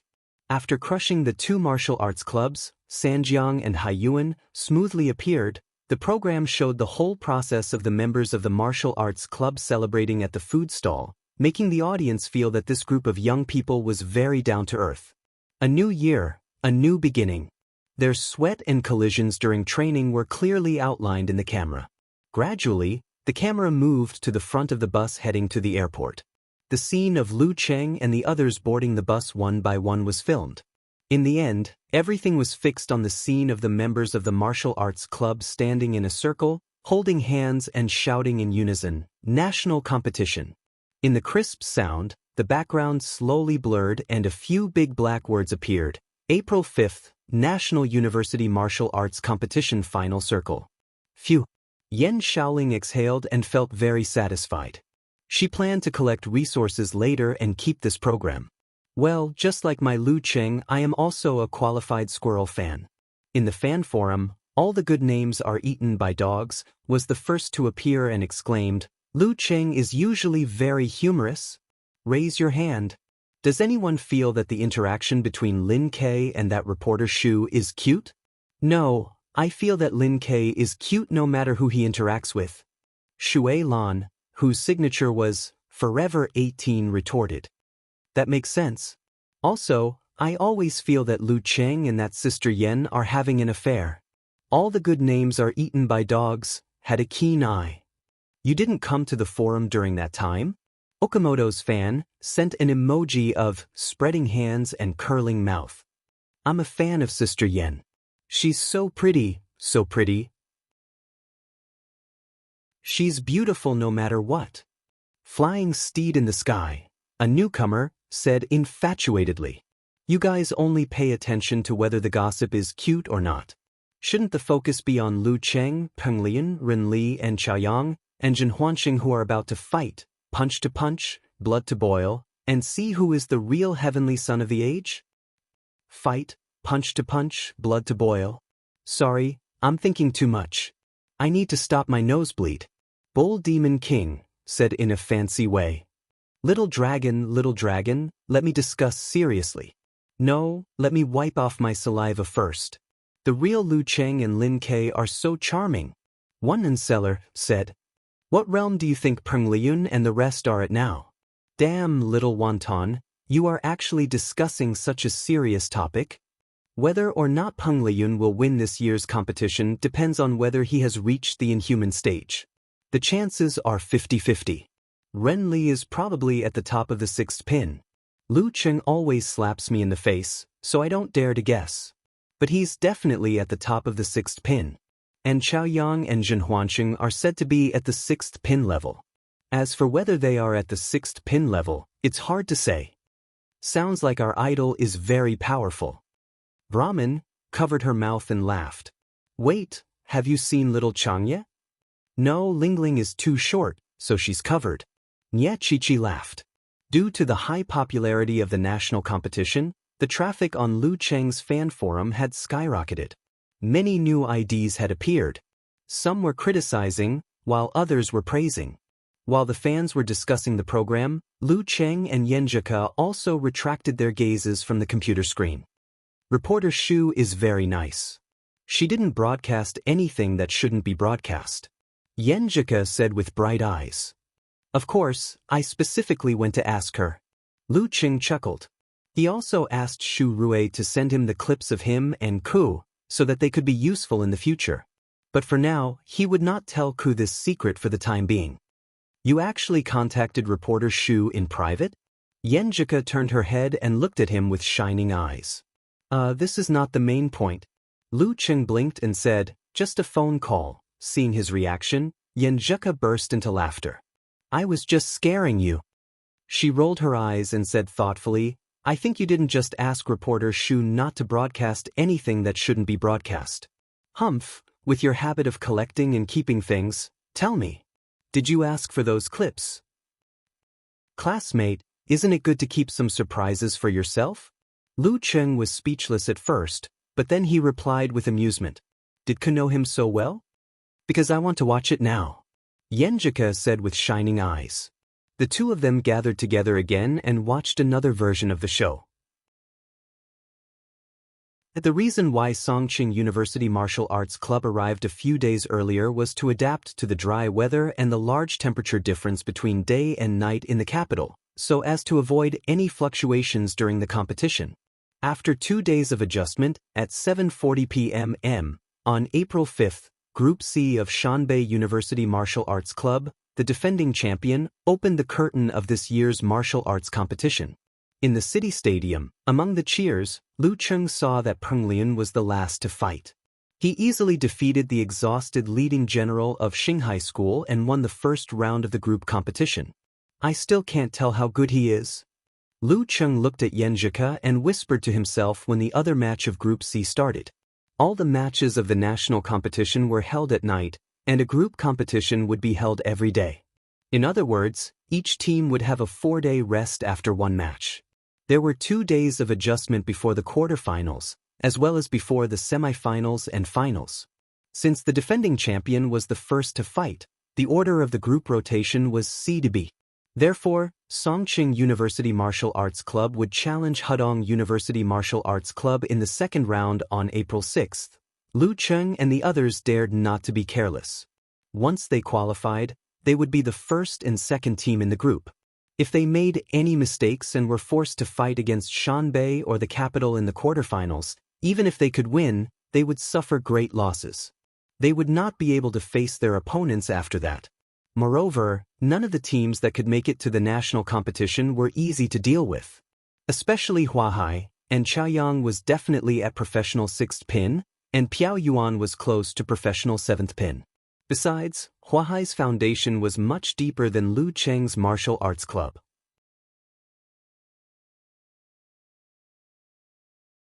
Chapter 367. The defending champion took down Xinghai without any bloodshed. Finished in 10 moves. Peng Lian was just warming up. Shanbei and Peng Lian. Is there any doubt about who will be the champion this year? The real gods favored one. On the night of the opening match, the martial arts section of the major portals and Weibo forums were already buzzing with all kinds of headlines. Lu Cheng glanced at them and put down his phone. He closed his eyes and began to feel sleepy. Just then he heard a special reminder, and knew it was a new message from Yenjika. I was so busy saying goodnight that I forgot to talk about something serious. Yenjika sent a blushing emoji. Honey, come on. The corners of Lu Cheng's mouth curled up. He picked up his phone, pressed the button and said, Honey, let's do it together. They didn't stick to each other anymore and went to sleep. Lu Cheng got up on time at dawn and went to the nearby park to practice. He returned to the hotel at 8 o'clock sharp and enjoyed a nice breakfast with Yenjika. Then he followed the rest to the martial arts club for relaxation training. After lunch, he slept and rested. Then he went to Yenjika's room to review the competition videos of the Hudong University Martial Arts Club in the past 6 months. At 5:20, they had a simple dinner. Then they boarded the bus with Lin Kei and others and arrived at the martial arts club in the capital before the peak of the traffic jam. When they were about to get off the bus, Lu Qing opened the app and posted on Weibo, "The first national competition is about to begin." After sending the message, he didn't look at the reposts and comments. Instead, he put his phone in his pocket and shouted to himself in his heart, "Victory!" There were 8 dressing rooms in the martial arts club in the capital, all of which were quite luxurious.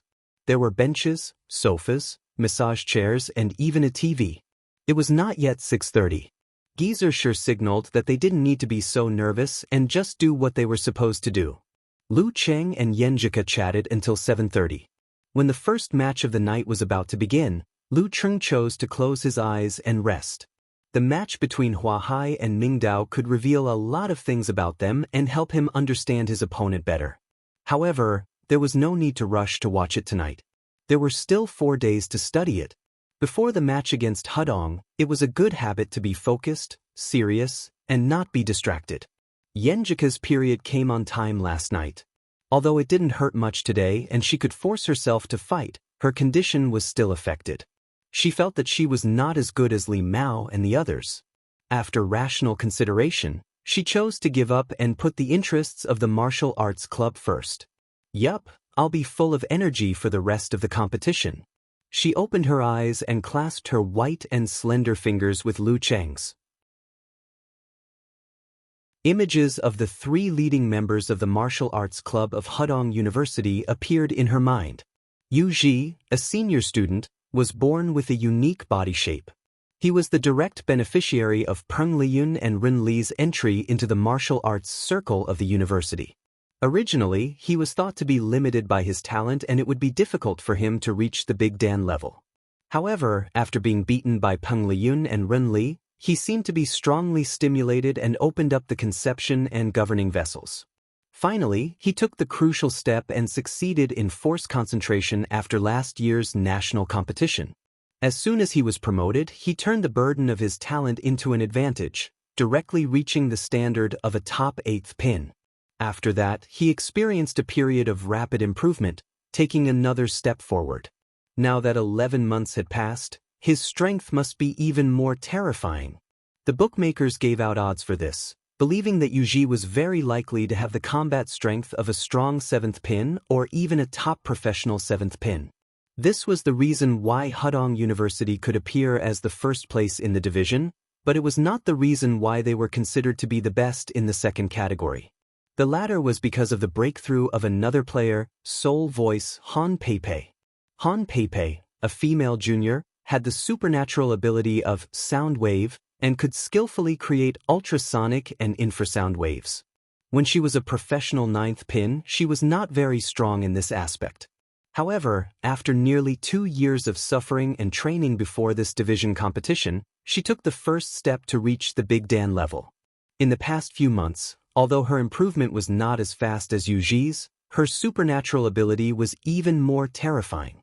Her comprehensive combat strength was considered to be close to or even a professional 7th pin. The strength of the 2 leading members made the Hudong University Martial Arts Club ranked 7th in the championship odds list, behind Shanbei, Capital, Huahai, Guangnan, Songqing University, and Mingdao. This was why Group D was called the Super Death Group. In such a group, even if they could fight their way out and enter the top 8, they would most likely be covered with cuts and bruises.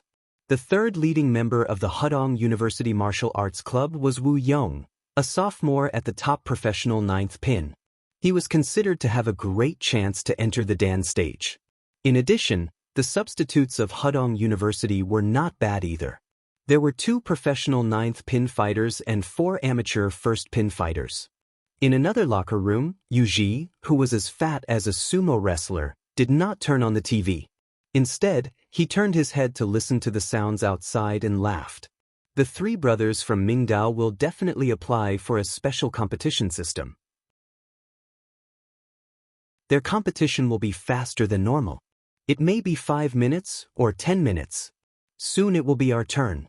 Speaking of this, Yuji looked at Han Peipei, who had dark eyelids and bright eyes. He then looked around at Wu Yong and the others. Gradually, his expression became solemn. Lu Cheng is very strong, very strong. Lin Ke is not weaker than me and Peipei. We can't deny these 2 points, and we can't pretend that we don't see them. Yes, Songqing University is indeed stronger than us. In this competition, they are second only to Shanbei and Capital, and together with Guangnan and Huahai, they are a strong team. But this doesn't mean that we will definitely lose. There is a gap between us, but it is not so big that we can't make up for it. Seeing that his teammates had become solemn, Yuji raised his slightly sharp voice and said, "And we have a big advantage. Our goal is only to enter the top 8. When we set out, I told everyone that our goal is to enter the top 8, but only the top 8. In other words, we don't care how we fight in the group stage. Even if we are seriously injured, lose our leading players, and lose the top 8, we don't care. Songqing University is different. They want to enter the top 4. They want to fight for the championship. They need to preserve their strength as much as possible for the later knockouts. If they really want to go all out, they will most likely be afraid. Those who are barefoot are not afraid of those who are wearing shoes. This is our advantage." His words made Wu Yong and the others excited. They seemed to see the hope of overturning the popular team, the hope of defeating the strong with courage and perseverance. Yuji's chubby cheeks shook. He looked at Han Peipei and said, "Peipei, you will be the first to fight. No matter who you meet, use your supernatural ability to cause as much damage as possible to create opportunities for the rest of the team." Hudong University used to have a coach named Shin Jinfu, but he had a conflict with Yuji and couldn't control the troublemaker, so the university reluctantly fired him. But Han Peipei was an introverted girl, so she didn't say much. Looking around, Yuji pointed at himself. "I will be the second to fight. I will fight with all my opponents at all costs. Wu Yong, you will be the last to fight. Don't worry about who you will meet. Anyway, do your best." After arranging the order of the fighters, he took a breath and said, "I didn't tell you how to defeat Lin Ke or Lu Cheng. I just want you guys to not think about what will happen. Instead, you should focus on what's in front of you and fight one match after another. You should give it your all." Wu Yong, Han Peipei, and the others nodded and said in unison, "Fight." In the locker room of Songqing University Martial Arts Club, Geezer Shi clapped his hands to break the silence and attract everyone's attention. "Well, Girl Yen, you tell us the most likely order of Hudong University." He looked at Yenjuka with a smile. The familiar rhythm and process made Li Mao and the others relax a lot. It seemed that this was not a national competition, but just an ordinary competition. Yenjuka was used to it. She looked up and said, "Let me say something arrogant and conceited. If Hudong wants to beat us, it can only stand on the word, fight." "Ah!" Lu Cheng and the others burst into laughter. The tension in the locker room eased a lot. Yenjuka pursed her lips and said with a smile, "Since Hudong University wants to fight with all their strength, they will most likely send Han Peipei first. If they can defeat Lin Ke and injure Cheng, they will win. Yuji will fight in the middle. Wu Yong or other professional ninth pin fighters will finish them off. Let's not talk about anything else, but they will definitely show their aura." Geezer Shi nodded with satisfaction. "Then what should we do?" "Don't panic. Just do what you say." Yenjuka smiled. "Anyway, we will follow your orders. Well, let's be cautious in the first match. Don't let any accidents affect our mood later." Geezer Shi coughed. "Yes, we should be cautious." Li Mao and Sun Jian agreed. This caution also includes the consideration of the follow-up. We can't hurt anyone in the first round. Otherwise, it will be difficult for us to fight Mingdao and Huahai, right? Geezer Shi chuckled. Facing Han Peipei, who is the least likely to get hurt. As soon as he finished speaking, everyone's eyes turned to Lu Cheng. Even Lin Ke, who was full of fighting spirit, was persuaded to consider the next 2 matches. Lu Cheng felt everyone's gaze. He smiled and stepped forward. "Master, I want to fight first." Let me be the first shot of the martial arts club in the national competition. Go ahead. If you lose, I will beat you with the sole of my shoe. Geezer sure laughed and turned to Lin Kuei. Lin Kuei, you are the second player. Do you need my advice? Lin Kuei answered in a low voice. Li Mao, you are the last one to finish them off. Don't be nervous. The first two guys are like wolves and tigers. You may not be able to fight, Geezer sure said with a smile. Li Mao's nervousness was completely gone.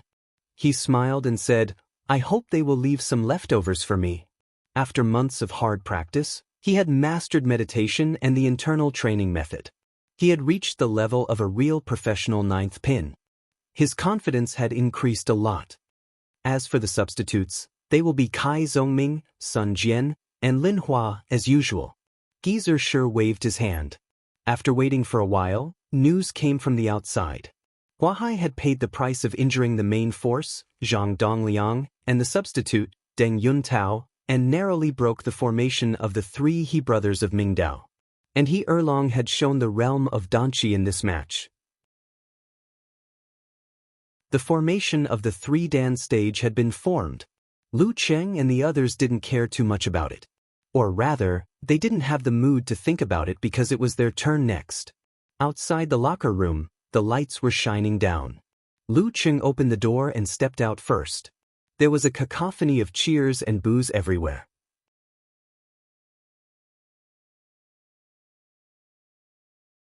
Chapter 368. At this time, there were many reposts and comments under Lu Cheng's Weibo post. One inseller said, "Do your best, cat's shoulders." Brahmin 001" sent a cat head emoji. Snacks and screams are ready.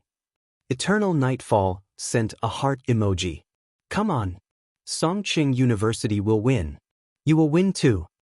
Lu Cheng's post didn't include anything else but the start of the national competition, so it didn't attract any haters. Of course, there were many sarcastic people everywhere. Don't let Peng Liyun win. Although I don't think you'll make it to the top 4, I still believe in you. Peng Liyun finished him in 10 moves yesterday and barely warmed up. What about you today? Don't get hurt. That'll give us an excuse. After browsing through the content on the screen returned to the studio. The host, Lu Chang, smiled and looked at the famous commentator, Chen Sanqing. Sanqing, you didn't expect Lu Qing to be the first one, did you? Well, I did. Chen Sanqing was a former mighty one of 6th pin. Because of his good looks, professional commentary, and lazy personality, he didn't pursue martial arts too much. After becoming an internet streamer, he gradually faded out of professional competitions. It's the first time for Songqing University to participate in a national competition. It's normal for them to be scared. It's understandable for them to be cautious. What do you think will happen in the first round between Lu Cheng and Han Peipei? Lu Chang led the conversation. Chen Sanqing laughed and said, the result is obvious. If Lu Cheng can't even beat Han Peipei, he won't be qualified to be a candidate for the Heavenly Son of the Age. The focus of this round is how much Lu Cheng will consume and how much damage Han Peipei will cause him. That's right. Han Peipei's sound wave, supernatural ability is very troublesome. Even a 6th pin expert may not be able to escape unscathed. Sanqing, can you give us a brief analysis of the situation? Lu Chang threw out another topic. Chen Sanqing had already done his homework. He didn't even look at the notebook on the table and began to talk eloquently. The sonic wave supernatural ability has many uses. I will mainly introduce 3 aspects. First, it allows Han Peipei to detect her opponent through the reflection of the sound wave. This allows her to predict her opponent's movements, which is a level higher than absolute reaction. I will introduce it later. This is the core of her fighting style. Second, it creates ultrasonic waves. Everyone knows that ultrasonic waves can break stones, right? I'm not a scientist. Anyway, I'm just making an analogy. I don't know if it's right or not. Anyway, Han Peipei can use this to affect the subtle parts of the enemy's body, interfere with the force exertion, and interfere with the explosion of the Dan stage. The third is the main point. The main point. Han Peipei's infrasound is her most powerful killing weapon. Through resonance, it can cause dizziness, nausea, and even vibration of the 5 viscera and 6 bowels. If it's serious enough, it will cause internal injuries, which may even be fatal. Moreover, it's very difficult for fighters below the inhuman level to effectively guard against it. If they devote a lot of energy and attention to controlling the vibration frequency of the organs, there will inevitably be irreparable flaws in their punches and kicks. Lu Chang added, Sanxing is right. Real martial arts are not like those in novels, where you can cultivate inner force and have genuine qi to protect your body and counteract sound waves. You can only resist or control it by force. So it's very difficult for Lu Qing not to be injured? He deliberately played dumb. Not really. The effect of the infrasound wave has to be sustained for a period of time before it takes effect. It probably depends on the energy. I have a set of data here. According to the data, after Han Peipei advanced to the Dan stage and obtained the professional 8th pin certificate, she only needs 5 seconds to make her opponent feel dizzy, nauseous, and other symptoms. As time goes by, the effect becomes more and more obvious. Chen Sanxing flipped through the notebook on the table, coughed twice, and said, The physical fitness of a professional 6th pin fighter is much stronger than that of an professional 8th pin fighter. Let's make a reasonable assumption. When facing Han Peipei, Lu Cheng will be affected for about 20 seconds. After 1.5 minutes, he will most likely have internal injuries. The longer the time goes by, the more serious the internal injuries will be. In other words, with the help of force concentration, Lu Cheng has to finish the battle within 3 to 5 minutes. That's the only way to avoid internal injuries and prevent them from affecting the rest of the battle? Lu Chang pretended to be enlightened. No, 2 minutes. Chen Sanxing denied Lu Chang's assumption. But Lu Chang was really confused this time. Chen Sanxing laughed again and said, After 20 seconds, Lu Cheng will feel dizzy and nauseous. If this continues for a while, how bad will his condition be? Force concentration can relieve, but not completely. If he can't finish Han Peipei in 2 minutes, he will fall into the opponent's rhythm and have to rely on force concentration to resist the influence. First of all, he will consume a lot of energy, and second of all, he will be injured if he makes a mistake. That's right. But for a professional 6th pin fighter, 2 minutes should be enough to finish off Han Peipei, who is of professional 8th pin, right? Although Lu Cheng hadn't gotten the certificate and was only of professional 8th pin in name, Lu Chang still treated him as a professional 6th pin fighter without any doubt. What a joke! In December, Lu Cheng's combat strength was slightly above that of a professional 6th pin fighter. Now that half a year had passed, with his speed of improvement, there was no problem for him to reach professional 6th pin. That's not necessarily true. Chen Sanxing replied with a smile. This involves Han Peipei's fighting style that I just mentioned. She mainly fights with long-range guerrilla warfare. She affects her opponent with ultrasonic waves and weakens him with infrasound waves. When it's about time, she moves closer to attack. But Lu Cheng won't just watch her comfortably launch long-range attacks. Lu Chang expressed his doubts. Lu Cheng, who is of professional 6th pin, is like a block of wood. After reaching the Dan stage, Han Peipei can create more than one kind of sound wave at a time.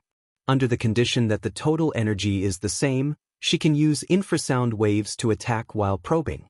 In other words, she can predict whether her opponent is going to use his Dan stage explosion or his supernatural ability to fight back. She can dodge in advance and is like a cunning rabbit that can't be caught. Since you can't catch it, you can't hit it even if you want to.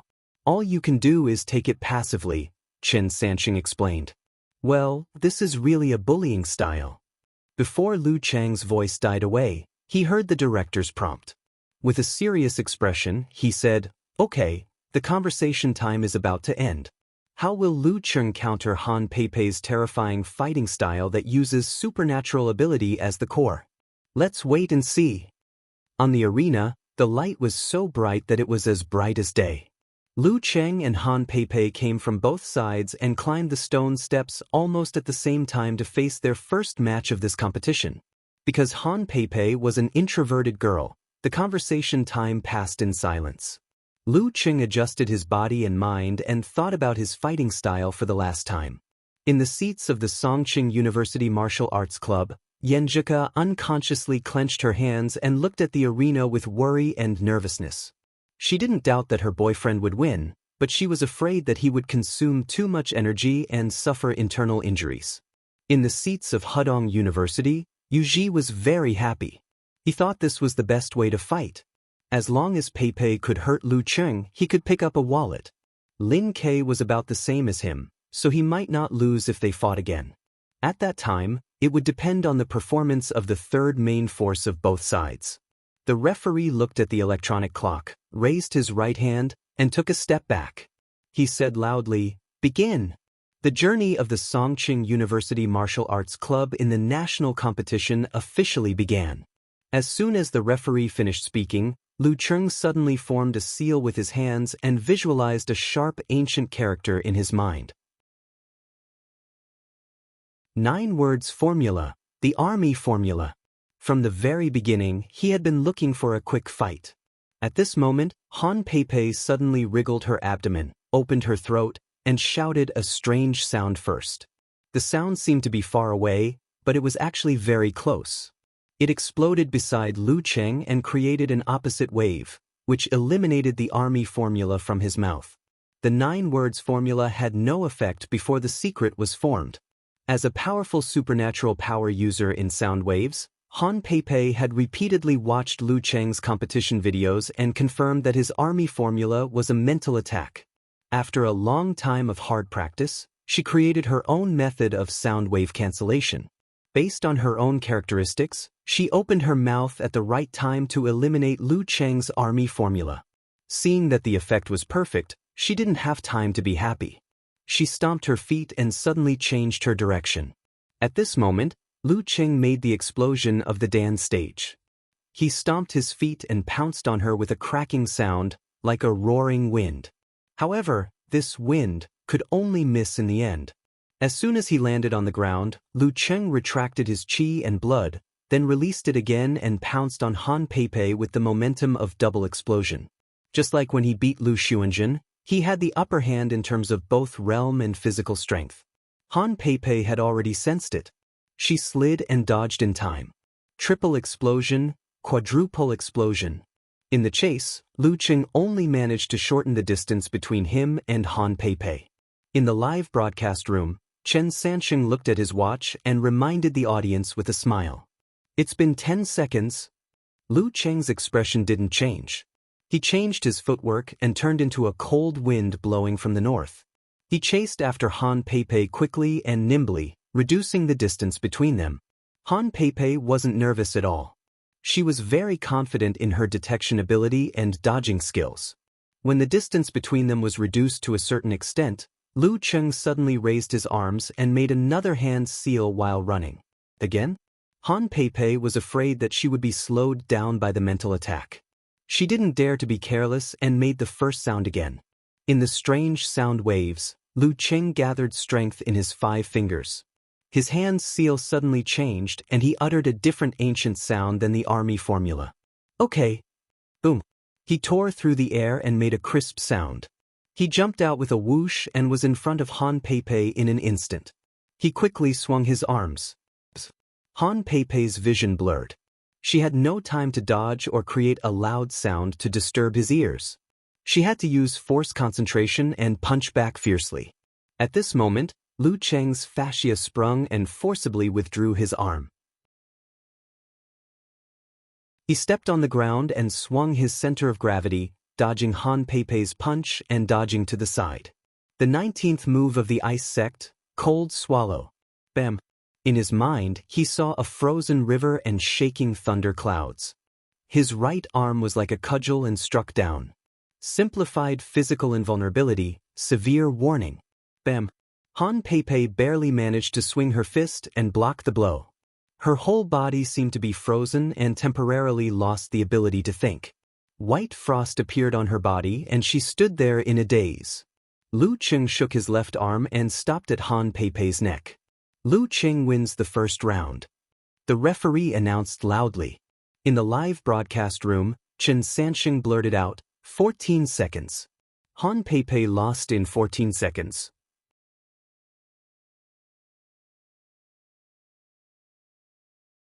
Chapter 369. 14 seconds. The audience in front of the screen was startled by Chen Sansheng's exclamation. It took them a while to realize what had happened. They were all dumbfounded. In less than 2 minutes and 20 seconds, Lu Cheng had defeated Han Pei before her infrasound took effect. Thanks to the host and commentator's explanation, they thought Han Pei was tough to deal with. Phew. Yenjika relaxed her clenched fists and waved at the ring. Cheng had defeated Han Pei unscathed. She didn't need to worry about anything else. Beside and behind her, Li Mao, Lin Hua, and the others all jumped up, relieved of their biggest worries. With a swoosh, Yu Ji suddenly stood up, his eyes fixed on the stage, the fat on his body shaking. Although he couldn't hear the commentator or watch, he could clearly feel how fast Han Pei was defeated. Not only was Lu Cheng unscathed, but most of the symptoms such as dizziness and nausea hadn't appeared yet. How could he continue the fight? A real man in 14 seconds? In Lu Cheng's fan forum, Okamoto's fan was the first to react and posted, "My Lu Cheng is so cool. That commentator uncle's mouth can fit a goose egg in it." Eternal Nightfall sent a "I'm so proud of myself" emoji. Brahmin proudly wriggled back and forth. My idol is really my idol. Including the conversation time, the whole battle process is not as long as the commentator uncle's analysis. One-punch Superman teacher Lu. Wonton seller turned into a glutinous rice ball and rolled around. She liked to control her expression. After the exclamation, Unparalleled Dragon King typed a lot of words and said with a funny emoji, "This kind of supernatural power fighter is really strong when he is strong. In theory and practice, he has no problem challenging those of higher ranks. But as long as there is an accident that he can't deal with temporarily, he will be very vulnerable. Of course, this refers to the time when he challenges those of higher ranks." Who would have thought that Lu Cheng had mastered one of the sounds of the Buddhist incantation of 9 words? And it's the kind that can increase his speed explosively. Han Pei's accident is inevitable. Road to the arena, sighed. Ever since he met this guy in Yenling, every time he watched his matches, he would be shocked once or twice. Someone had traced the origin of the army formula and the forwarding formula and identified which 2 characters they were. He also associated them with the Taoist classic, Lin, Bing, Do, Zhe, all are arrayed to advance. Then, according to the naming format of the Daxing Temple's 6-syllable Sanskrit mantra, he named the secret art 9 syllables mantra. Keisu, didn't Lu Cheng reveal one of his trump cards? Wonton seller asked with concern. Unparalleled Dragon King laughed. I think it's worth it. You have to end this as soon as possible to deal with Han Pei. If you drag this on and get hurt by her, it won't just affect you in today's match. The healing of internal injuries was always slow. In the live broadcast room, Chen Sansheng closed his mouth to hide the gaffe on his face as he listened to the audience's exclamations and applause. Yu Ji doesn't look good. Lu Cheng couldn't help but sigh when he saw Yu Ji walking up the stone steps like a heavy tank. Of course. If Han Pei loses like this, Yu Ji will be in trouble. Chen Sansheng, who was experienced in all kinds of battles, adjusted his mood and became relaxed again.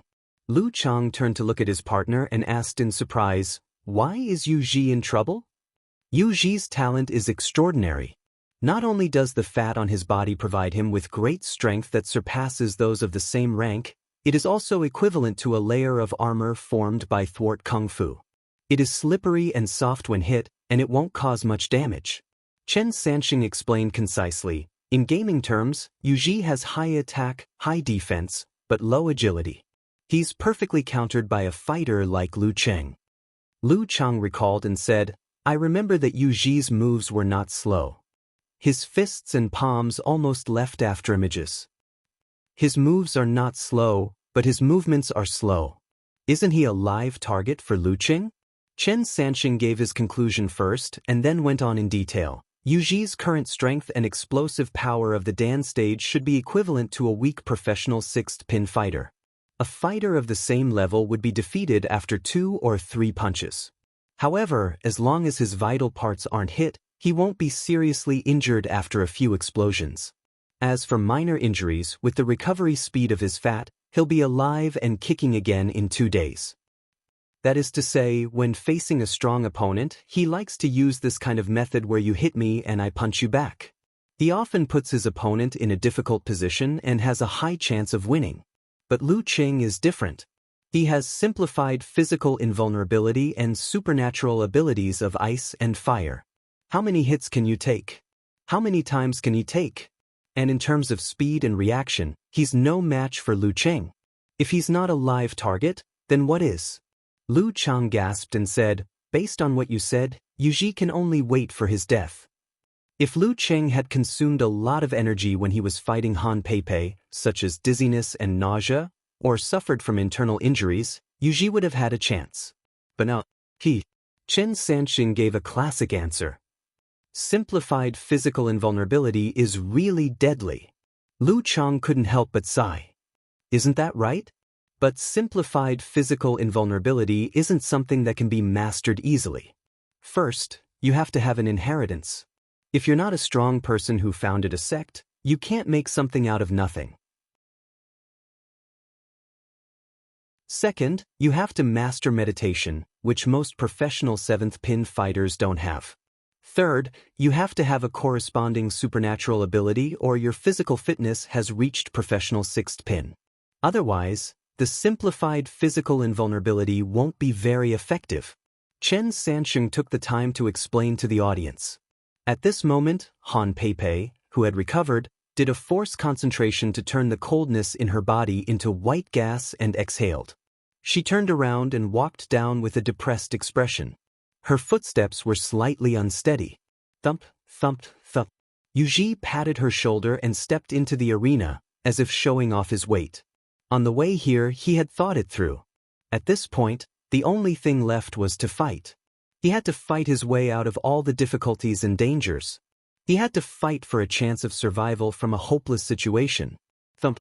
Yu Ji stood still. His fat jiggled, making him look smooth.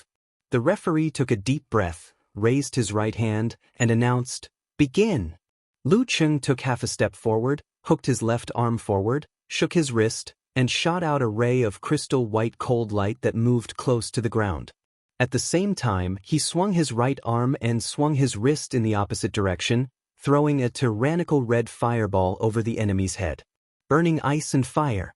He was taking advantage of Yu Ji's movement speed. Yu Ji arched his back slightly and jumped forward, dodging the cold light and crashing into the fireball with the weight of Mount Tai. Boom! The fireball exploded, and flames danced in the air. Yu Ji's clothes were torn, and his fat jiggled. His body was only slightly blackened, but his defense was amazing. Bam! His feet landed on the ground, shaking the arena as if it had been hit by a huge rock. Lu Qing took advantage of this opportunity and slid to the front of him. His qi, blood, force, and spirit contracted and then released. Bam! His right arm swelled as if he was holding a giant hammer and swung it at Yu Ji's thick neck. Yu Ji didn't even look at him. His neck suddenly swelled, and the fat on his body expanded. He stretched out his right arm, and with his height and arm length, he slapped Lu Qing's head at an extremely fast speed. "If you hit my neck, I might not be seriously injured. But if I hit your head, you won't be able to take it. And maybe I can hit you before you do. I don't care if you're a simplified physical invulnerability master. You'll lose anyway." Lu Qing didn't want to fight head-on. He released his force and leaned forward, dodging the slap. Then he moved to the side and did a force concentration. His left fist smashed out like a tsunami towards Yu Ji's waist. Yu Ji's fat jiggled, and he suddenly kicked to the side. Attack for attack, an injury for an injury. Lu Qing's fascia sprung up, and he forced his left fist to Yu Ji's back. Yu Ji didn't mess up his footwork and turned his body in time. "Not bad," Lu Qing praised. He raised his left arm and crossed it in front of his chest. His right hand clenched into a fist, and under the stimulation of his qi and force, he punched at his opponent's dantian. Yu Ji used the same trick again. His arms stretched out like an ape, and his fat jiggled as he swung it at Lu Cheng's head. At this moment, Lu Cheng suddenly retracted his qi and blood and did a force concentration. He stopped his right fist by force. This time, he didn't use his dantian qi because of the balance between ice and fire. Instead, he quickly released his force concentration and calmed his force. His left arm suddenly swung out in front of his chest to counter Yu Ji's slap. At the same time, the river in his mind froze, and the waves froze. Boom! Thunderclouds appeared, shaking the entire area. Bam! Lu Cheng's left arm hit Yu Ji's palm. In an instant, a layer of white frost appeared on the surface of Yu Ji's body, and the light in his eyes became sluggish. But his defense was indeed amazing. Under such circumstances, he could still pull out his left leg slowly. Lu Cheng took advantage of Yu Ji's sluggishness and slid to the side. Force concentration and forward punch. The punch hit Yu Ji's ribs. His fat jiggled, soft and slippery. Only then did he recover from the severe warning. He quickly retracted his qi and blood, force and cold wave. Lu Cheng didn't stop after his successful move. He moved quickly and exploded one after another, not giving his opponent a chance to recover. Double explosion, triple explosion, quadruple explosion, quintuple explosion. Bam bam bam bam. Lu Cheng swung his arms and moved nimbly, hitting Yu Ji repeatedly. Yu Ji's fat jiggled and was about to explode. No matter how tough Yu Ji's body was, he couldn't withstand such an attack that could tear down a building. He was close to being seriously injured. Gritting his teeth, he suddenly jumped forward and pounced on Lu Cheng. He wanted to use his advantage of his body to push Lu Cheng to the ground and win in the midst of defeat. With a gust of wind, Yu Ji charged at Lu Cheng like a mountain toppling a jade pillar. Lu Cheng had watched many of Yu Ji's battle videos and was prepared for this. He suddenly flicked his fascia and used the north wind footwork to dodge the attack. Turning around, he used force concentration and whipped his leg on Yu Ji's back. Bam! Yu Ji was sent flying and smashed into the ground. Stone chips flew everywhere and cracks spread. He lay there, struggling for a while, but couldn't stand up anymore. If it were anyone else, they would have been beaten to a pulp. Of course, the referee would have stopped them. The referee looked at Lu Cheng and saw that he didn't want to attack again. He raised his right hand and announced the result. Round 2, Lu Cheng wins. The audience was silent. Lu Chang and Chen Sanxing in the live broadcast room were also speechless. Too fast. Too brutal. They didn't know what to say. After a moment of silence, the audience became excited. Suddenly, a shout came from the stands. 1 against 3. The shouts gradually merged into a torrent. 1 against 3. 1 against 3. 1 against 3.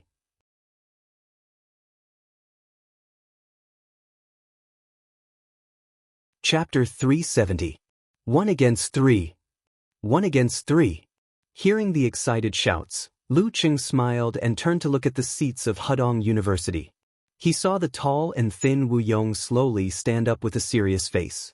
It's meaningless to leave a professional ninth pin opponent for my brother-in-law, and anyone with a discerning eye can see that I still have some strength left. If I leave now, it'll seem like I'm discriminating against the weak and disrespectful to Wu Yong as a fighter. Besides, I haven't really done 1 against 3. I have to experience it. Since it's like this, I'll be a good man until the end. Lu Cheng made up his mind and moved his feet slightly apart. He repositioned his stance and pretended to be waiting for the third round. He was eager to have a try. No matter how much experience he had, no matter how mature he was, he couldn't hide the fact that he was only 20 years old.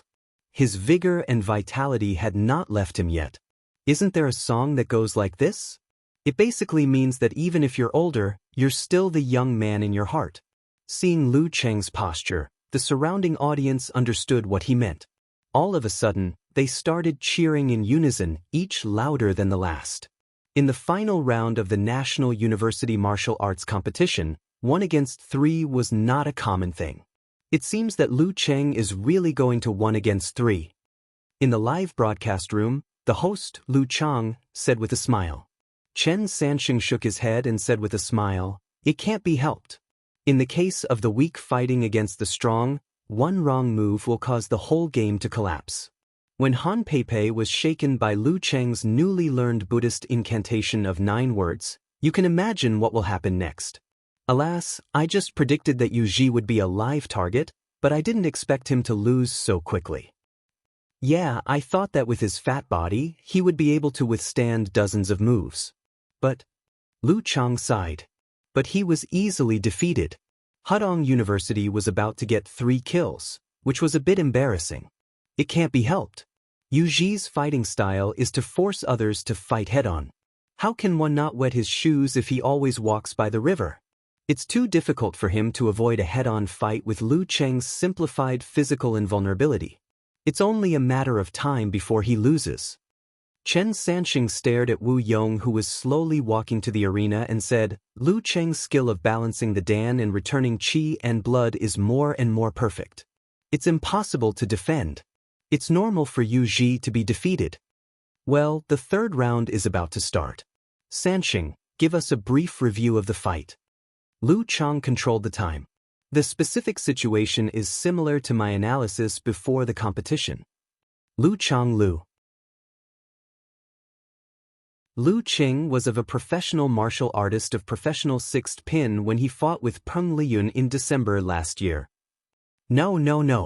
The most practical thing is that he hasn't gotten the certificate of professional 6th pin.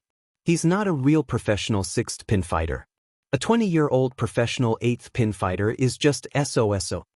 Lu Chang made a joke with a joke on Weibo. Chen Sansheng laughed and then sighed with emotion. Let's not compare him with Peng Liyun. Lu Cheng deserves to be called God's favored son. Well, he's not a candidate. The commentators are praising Lu Cheng so much that I'm blushing. Humility, we have to be humility. Eternal Nightfall, Yen Shaoling posted with an emoji of bursting with joy. Yeah, I feel embarrassed for them. Wonton Seller sent a dancing emoji. I don't want to say anything. I just want to shout. 1 against 3. 1 against 3. Brahmin sent a waving red flag. You girls only know how to be love-struck. Can't you be a little more technical? Unparalleled Dragon King sent a disdainful emoji. In my opinion, that fatty is really pitiful. If it were some other weak professional 6th pin fighters without supernatural abilities or simplified physical invulnerability, he might not have lost. His fighting style is restrained and his teammates are not strong enough. What else can he do? Rode to the arena, wandered over and spread his hands. Flying Steed in Space sent an emoji of laughing out loud. Fatty's tragic expression just now made me laugh to death. After seeing that Han Peipei didn't cause any damage, he probably gave up. Only Fatty. If it were someone else, they would have been killed by such a series of explosions. Red blood and white turbidity flying everywhere. Don't take it the wrong way. I'm talking about brain matter. Okamoto's fan joked. The 2 leading fighters of the opponent were defeated. There was no doubt about the victory. The atmosphere in the forum was lively and relaxed. In the seating area of Songqing University Martial Arts Club, Yen Jika changed her sitting posture. She secretly glanced at her cousin to confirm his opinion on Cheng's 1 versus 3. Lin Kei was still wearing his thin jacket. His expression was calm without any ripples. He had no intention to fight. He really didn't have the energy to bully a fighter of professional 9th pin who didn't affect the overall situation. He was waiting for Cheng to 1 versus 3. Yen Jika was completely relieved. She looked at the arena happily. Li Mao, Sun Jian and the others had taken out their phones. They pretended to be onlookers and began to record the first victory of Songqing University Martial Arts Club in the national competition after so many years. In the arena, Yu Ji supported himself with both hands and struggled to get up. His head was bruised and swollen with 2 bloody dragons hanging from it. He nodded to Lu Cheng and walked towards the stone steps with his fat jiggling. Although he was a little staggered, his steps were not weak. Looking at his back and the shallow human-shaped pit on the ground, Lu Cheng couldn't help but take a deep breath. He admired his opponent's ability to take hits. Walking on the road, even if he was hit by a car, he just turned over and patted the dust off. He would be fine. If it were Lu Cheng himself, he would definitely be injured if he didn't take the hit with his body. Walking slowly, Yuji looked at the road under his feet and sighed inexplicably in his heart. My martial arts career in university is really coming to an end. Wu Yong smiled bitterly and looked at him. He removed all his burdens and stepped into the arena step by step. For him, if he wanted to make a comeback in this situation, he could only hope that a meteorite would fall from the sky and kill or injure a group of people from Songqing University Martial Arts Club. There was no other way. So, he didn't think about anything else. He just wanted to experience the battle with the sixth pin fighter of Dan's stage. He stood in front of Lu Cheng, took his stance and looked at his opponent. Lu Cheng lowered his waist and stretched out his right arm, making a gesture of opening the door to welcome the guest. The referee didn't waste any time. He waved his arm and shouted, "Start!" Bam, bam, bam. Wu Yong's muscles and bones sounded together, like a sports car accelerating to the limit. In the whistling wind, he moved nimbly and jumped to Lu Cheng's side. He suddenly put his feet inward, twisted his waist and turned his back. Using his arm as a whip, he fiercely lashed out. Bam! Lu Cheng didn't move. He raised his hand and accurately blocked the attack. At this moment, Wu Yong's left foot kicked out quickly. The squirming of his muscles offset the signs of friction. It was silent and breathless. Fatal hidden kick. However, just as he put strength into his leg, Lu Cheng had already kicked out from the side. He accurately kicked the sole of his foot and turned the wind into nothingness. Wu Yong suppressed the fluctuation of his emotions and used his footwork. He attacked Lu Cheng from the front, the back, and the side. He kept using the double chaos hammer. But Lu Cheng didn't move. He always made a move in time and blocked his opponent's every attack. It was like a master teaching his disciple. After a round of fierce attacks, Wu Yong was about to take a break. When he was about to step back and increase the distance between them, he saw Lu Cheng swing his right arm back and close to his fist as fast as the wind. He hurriedly tried to stop, but Lu Cheng flicked his elbow and opened his 5 fingers. He caught his wrist and quickly pulled back. Wu Yong couldn't bear it. His body swayed forward. Lu Cheng bent his shoulder and elbowed him in the chest. The referee secretly yawned, raised his hand and shouted, "Lu Cheng wins the 3rd round. Songqing University Martial Arts Club wins this round." Not bad, not bad. Hearing the referee's voice, Wu Yong was relieved. He felt that his performance was normal and that he didn't lose face. Of course, it was also because Lu Cheng was kind and didn't use force concentration or supernatural killing moves. Just as he straightened his body, his eyes suddenly froze as he realized a fact. Lu Cheng hadn't moved a single step since the start of the battle. Just by standing there, he had already won. With a boom, the audience burst into enthusiastic cheers. Triple kill! Triple kill! Triple kill! After a few shouts, someone took the lead and gradually other voices sounded in the audience. From chaos to uniformity, they echoed in the surroundings. God's favored son. God's favored son. God's favored son. Lu Cheng smiled and waved his arms at the audience. Then he turned around and left the arena. When he returned to the seats of Songqing University Martial Arts Club, his eyes met Yen Zhika's joyful eyes. According to the rules, the one who wins the 1 versus 3 has to treat the whole team to a big meal. Kai Zhongming jumped out like a light bulb between the two. Since he was in the capital and close to his girlfriend, he was in good condition in all aspects. The rules? How come I don't know about it? Lu Cheng looked at him suspiciously. Little Ming smiled proudly. Our team committee just unanimously approved the rules. Where did the team committee come from?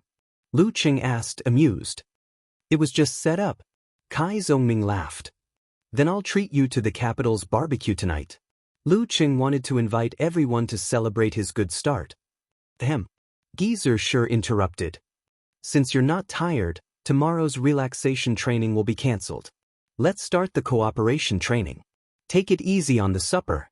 Next match, Songqing University vs Mingdao. Geezer sure didn't rush to teach the members who lacked the foundation of formations. Instead, he asked them to cooperate with each other in pairs. Coach Yenjika and the others answered cheerfully. After the supper, Yenjika returned to her room, washed up, and went to bed after a while of cuddling with Lu Cheng. After saying goodnight to each other, she browsed the martial arts section of various portals before going to bed. She, secretly, looked at how others praised Cheng. The pages appeared and the titles jumped into her eyes. 10 warm-up moves are nothing. Lu Cheng overturned Hudong by himself. This is the first 1 versus 3 in this competition. Lu Cheng did it with ease. Because of him, the death group won't die. Remove the candidate, the heavenly son of the age.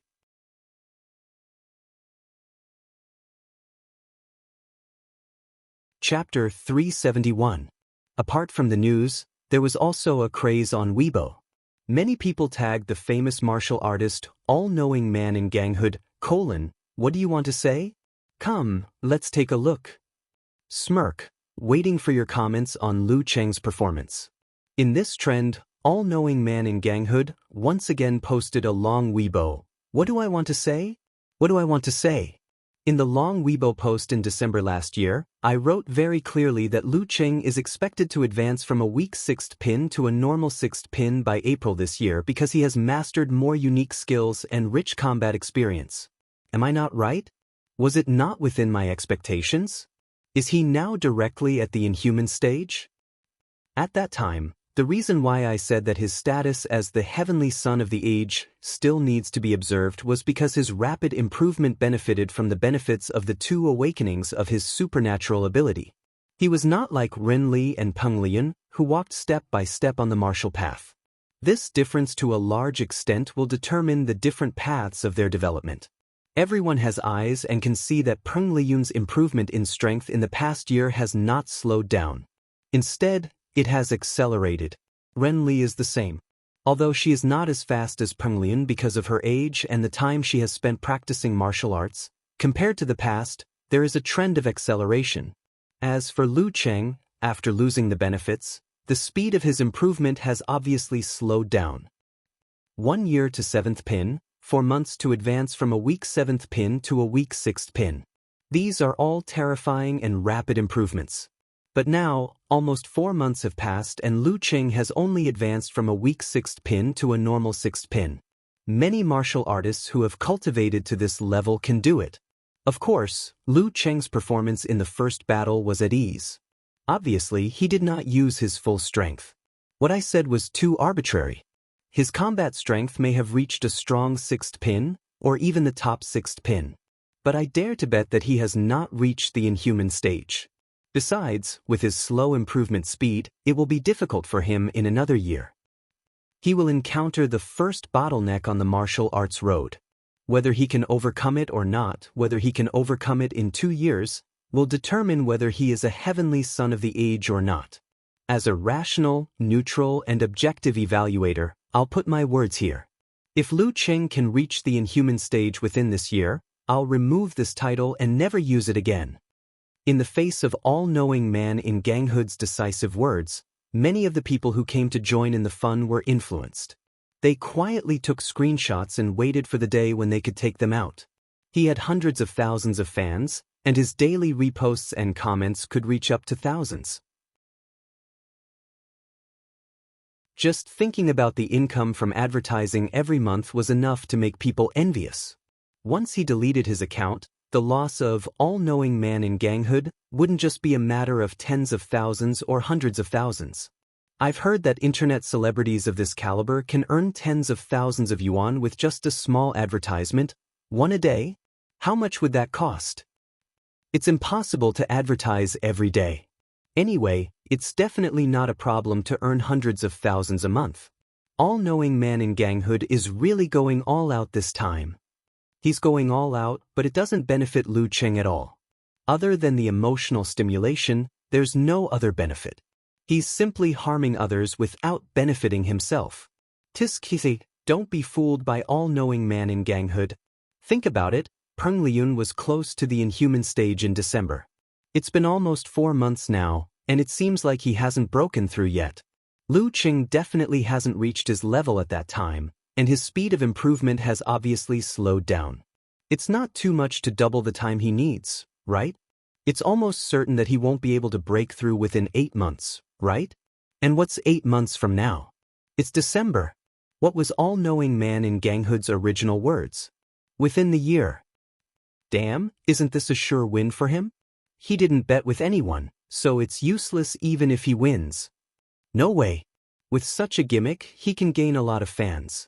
Who knows how much the value of his account will increase? Hey, smart. Waiting for the end of the year, waiting for a miracle to happen. In Lu Cheng's fan forum, there was also a heated discussion about this matter. Seeing that there was a betting company, Yan Xiaoling reluctantly took out 500 yuan of pocket money and bet on the option of Lu Cheng reaching the inhuman stage within the year, all-knowing man in Ganghood's self-titled account. The odds were 1 to 13. Come by if you want. You won't lose out or be cheated with just a few dozen yuan. Take a gamble, and a bicycle will turn into a motorcycle. Okamoto's fan had transformed into a gambling addict and was shouting everywhere in the forum. He had bet a month's worth of cigarette money. Lu Qing woke up on time and got up on time. Putting away the excitement and joy of yesterday's 1 versus 3, he calmed down again and continued his daily morning exercises. When he returned to the hotel and had a buffet breakfast with Yenjika, she found the Weibo of all-knowing man in Ganghood and showed it to him. This guy is so despicable, using you to create hype. Yenjika puffed up her cheeks. Reaching the inhuman stage within the year. Lu Cheng chewed on these 4 words. He was a little irritated and a little amused at the same time. Is he really sure that I won't be able to break through by then? My progress in these 4 months has slowed down a lot compared to before, but it's still much better than I expected. The training from that life and death battle was pretty useful. The breakthrough of willpower was the most direct, and this was one of the core contents of Dan's stage training. With the passage of time, it could be fed back to the spirit and affect the physical body. Yenjika didn't say much about this, as she was afraid that it would affect Lu Cheng's state of mind and state. She just outlined her dimples and said, "Yes, I'll give him a surprise when the time comes. Yes, I'll work hard. I won't respond now, in case he uses me to create hype again."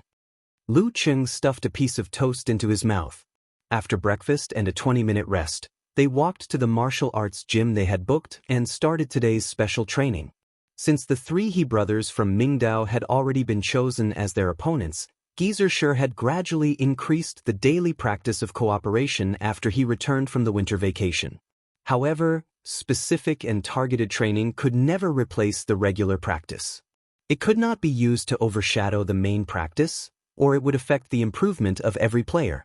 Because of this, until they passed the challenge of Hudong, Songqing University Martial Arts Club's pre-match practice focused on cooperation. After lunch, Lu Qing originally wanted to take Yenjika to walk around the capital and relax for half a day. However, the girl had to fight against Mingdao, which was very important to her. She didn't want to go out, so she wanted to stay in the room and watch the video of the fight between Huahai and Mingdao over and over again to grasp every detail. Lu Qing, of course, took his little fairy's opinion as the most important, so he stayed and thought about it with her. When they were tired and needed to relax, it was inevitable that a single man and a single woman would whisper sweet nothings to each other. Lu Qing suddenly felt that this was quite good. It was much more interesting than walking around the Forbidden City and watching cherry blossoms. In the girls' dormitory of Capital College, Chiu Hailin, with a ponytail and a big forehead, walked quickly to the small dormitory. During this period, she felt that the world around her had become unreal. In class, in the dormitory, and at work in the student union, most of her classmates and teachers were always excitedly discussing the final round of the National University Martial Arts competition, even if 70% or 80% of them didn't pay much attention to the martial arts circle. Chiu Hailin didn't feel like she was hallucinating. However, when her classmates and teachers talked about the martial arts competition, they often mentioned a very familiar name, Lu Cheng. This was the name that was mentioned the most frequently, second only to Rinli and Penglin. For Chiu Hailin, her high school classmates, the classmates she would occasionally meet during the holidays, were repeatedly mentioned and praised by the people around her and in her daily life. It really made her feel like she was dreaming. During the provincial youth tournament, she watched the match on the spot. Her acquaintances were the kind that knew Lu Cheng. Listening to their discussion and lamenting, she felt that Cheng had become very powerful and was no longer in the same world as them. Apart from that, she didn't feel anything else. When the youth tournament ended and she returned to Xiushan, the trend had passed. Only her parents and friends would ask if he was her high school classmate, and then they would sigh and lament for a while. In other words, this matter didn't intrude on her daily life. But now, her classmates, both familiar and unfamiliar, and the teacher, who used to preach great principles, were all talking about Lu Cheng, a person they didn't know. Even her roommate, Ding Yisun, had almost become a fangirl. Suddenly, Chiu Hailin had some thoughts that she didn't usually have. If I tell them that Lu Cheng is my high school classmate and we have a good relationship, how will they react? With this expectation, she opened the door of the small dormitory and saw Ding Yisun and the others, either in front of the computer or lying on the bed, browsing the news and Weibo, discussing Lu Cheng and the three He brothers. What are you talking about?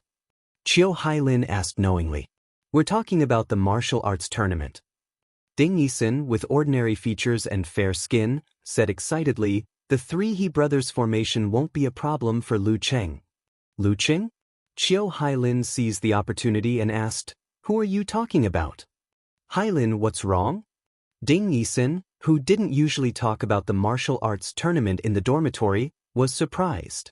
She smiled blankly and said, Lu Cheng and you are from the same hometown, Xing Province. He's from Xing Province? Let me see his photo. Chiu Hailin showed her surprise and excitement. Ding Yisun handed her phone to her and said, we're from the same hometown. Before she could finish, she heard Chiu Hailin exclaim in a low voice, my classmate. Your classmate? Ding Yisun and the others opened their eyes wide. Yes, my high school classmate. We have a good relationship. Is he so famous? Chiu Hailin unlocked her phone and showed the group photo she had prepared beforehand to Ding Yisun and the others. Wow! Ding Yisun suddenly got excited. She climbed out of bed and pulled Chiu Hailin's sleeve. I didn't know. Hailin, you're so good at hiding your true colors. Come on, tell me what Lu Cheng was like before. Hailin, you're such a love-struck fool. Hailin, help me get some autographs of Lu Cheng. Du Yi rolled her eyes at Ding Yisun. While chatting, Chiu Hailin excitedly shared Lu Cheng's high school anecdotes with her roommates. Under their bright eyes, she enjoyed an indescribable satisfaction. When she calmed down a little, she remembered to check the time of Lu Cheng's next match. She planned to watch it when she had time. Well, it's tomorrow night. Chiu Hailin whispered to herself. Songqing University vs. Mingdao.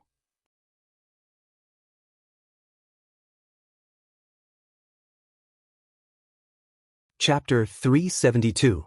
7:30 p.m., in the girls' dormitory of Capital College. Chiu Hailin, who couldn't get a ticket to the martial arts stadium in the city, turned on the computer like her roommates, Ding Yisun, Du Yin, and the other programs.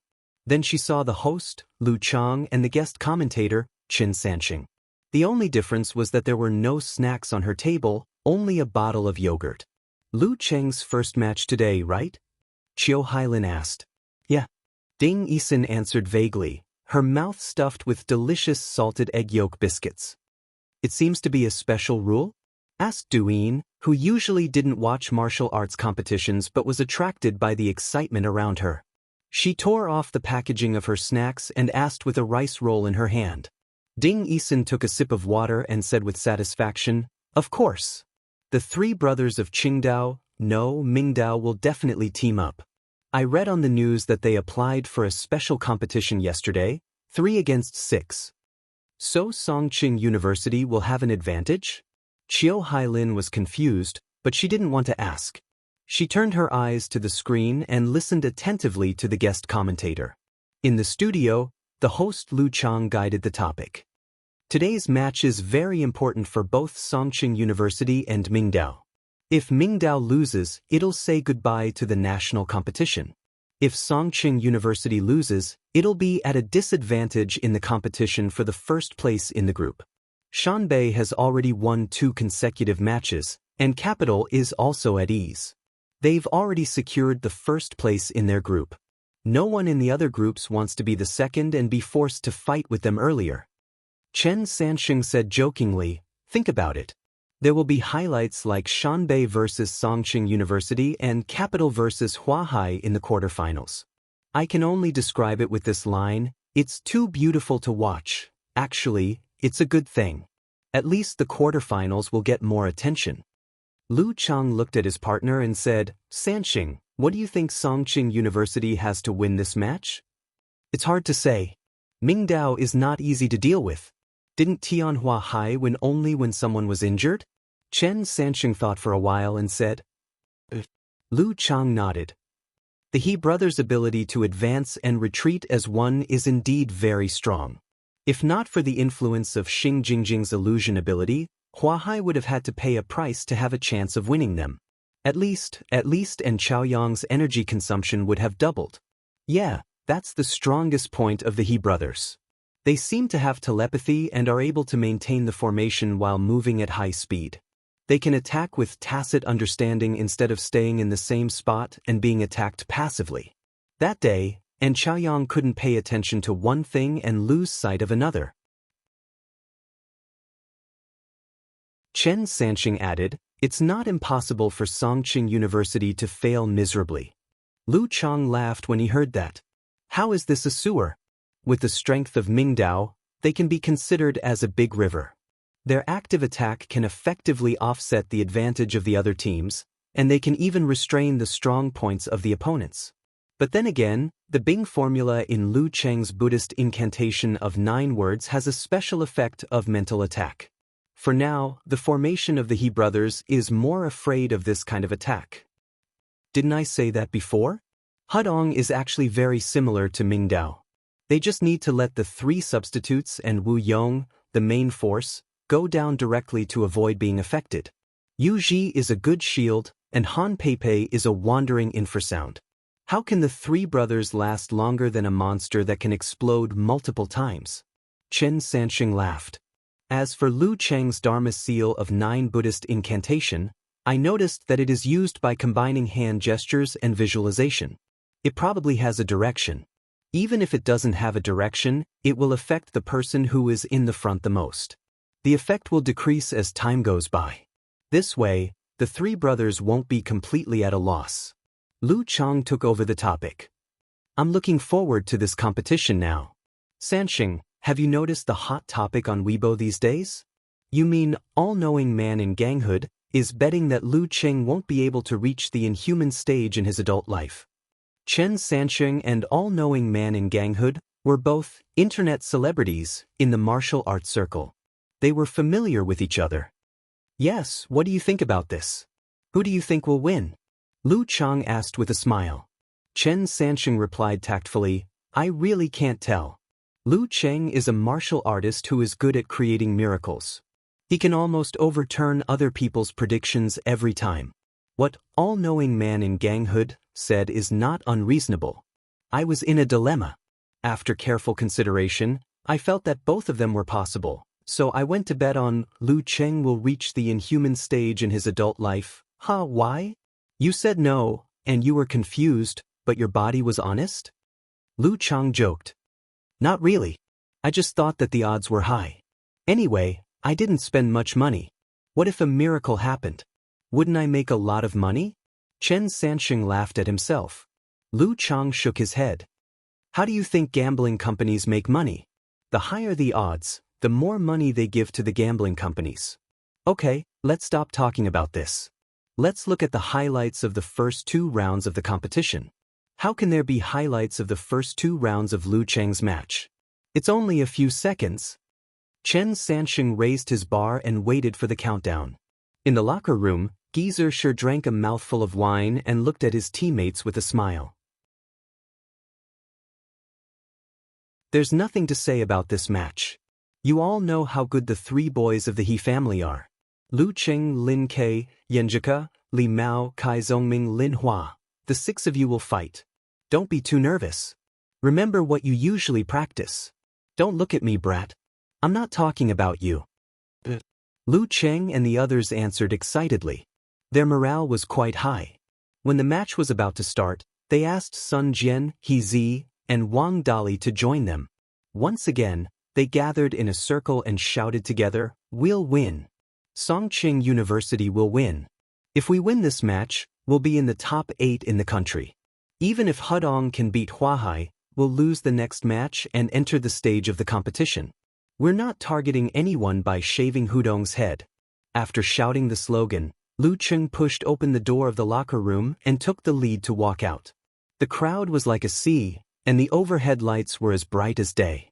On the side of Mingdao University, He Yifang looked at his third brother who was still playing with his mobile phone. "Can't you take a break? The match is about to start. If we lose again, we'll have to pack up and go back to school." Okay, it's fine as long as we finish this match. Damn it, even when we're playing a game, there are people showing off their love and dragging us down. He Santai said without raising his head. "Brother, why do you care so much? You're only in your 3rd year. You still have 1 year to go. Peng Liyun and Ren Li are only in their 3rd year. Our period of rapid improvement is over. At most, we'll have a 7th pin fighter next year. The overall improvement of our strength is limited. Peng Liyun and Ren Li are 99% at the inhuman stage. Maybe Lu Cheng is also at the inhuman stage. Then what chance do we have? When I graduate, there'll only be 2 of you left. There's no need to fight." Yifang said with disappointment. The substitutes at the side were enjoying their daily bickering with relish, without the pressure of the match. He Santai finally finished playing. He raised his head and looked at his brother in surprise. "Brother, I didn't expect you to be such a person. You want to win the championship. You can't judge a book by its cover." I don't." Yifang was stunned. "If you don't, why do you care if Peng Liyun, Ren Li, and Lu Cheng are at the inhuman stage? Anyway, it won't be a problem for our group to qualify next year. Let's see if we can get into the top 4 by luck." He Santai said with a "you're thinking too much" expression. Yifang was stunned. "You're right, but..." He felt that something was wrong, but he couldn't put his finger on it. He Erlong chimed in. "A person has to have lofty ambitions." Before he could finish, Yifang and He Santai turned their heads at the same time and shouted, "Shut up, anime addict. Throw away all your figurines before you say that." After a short moment of silence, the coach, who had no sense of presence, clapped his hands and said weakly, "It's time to go out." Looking at each other, the 3 He brothers slowly shed their usual state. Their eyes were full of vigor, and there was an obvious desire to fight. "Let's go," they said in unison, as if one person was talking. "Songqing University is strong, but we won't give up. And it's not impossible." When the frequency of posts on Lu Cheng's fan forum decreased, Yan Shaoling and the rest shifted their attention back to the live broadcast screen. A total of 9 contestants from both sides had already entered the arena. Yenjika and Lin Hua were standing back to back, so were Kai Zhongming and Li Mao. Lu Cheng and Lin Ke were standing in front of them, staring at the 3 He brothers opposite them. The 3 brothers were taking Yifang as the arrowhead. The special competition didn't allow time for conversation. After a minute of adjustment, the referee raised his right hand and said loudly, "Begin!" Dong. The 3 He brothers stepped to the side in unison. Their movements were neat and uniform. From afar, it looked like the same person had copied and pasted them. Dang dang dang. Their steps were the same size and speed were the same. They maintained their initial position and distance while running at a high speed. They wanted to bypass Lu Cheng with the dexterity and agility that was beyond imagination, and wandered toward Yenjika and Lin Hua.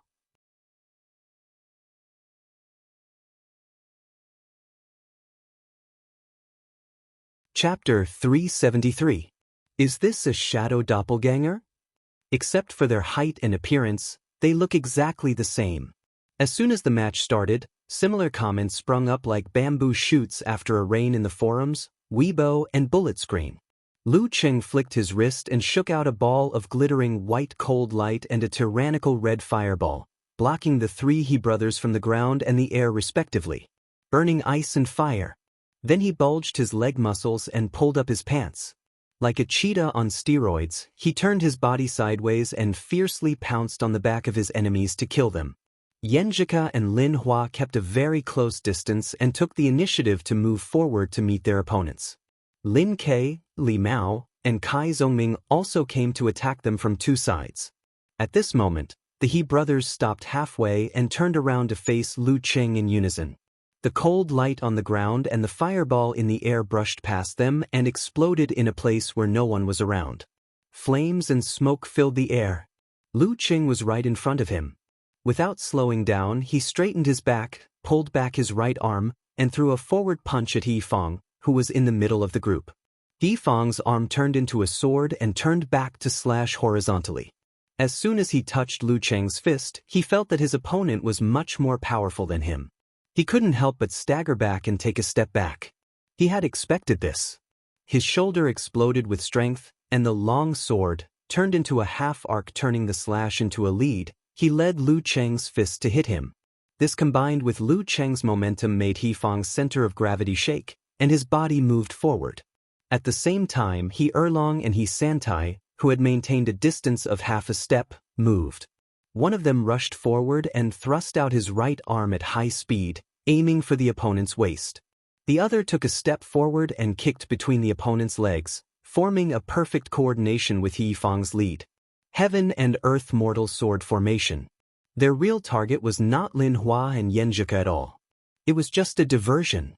At the beginning of the match, they took advantage of the time difference to attack the opponent's main general to catch him off guard.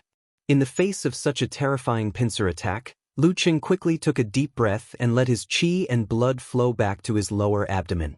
He even hugged his Dan Tian and stabilized his body. Boom! His Dan force gushed out.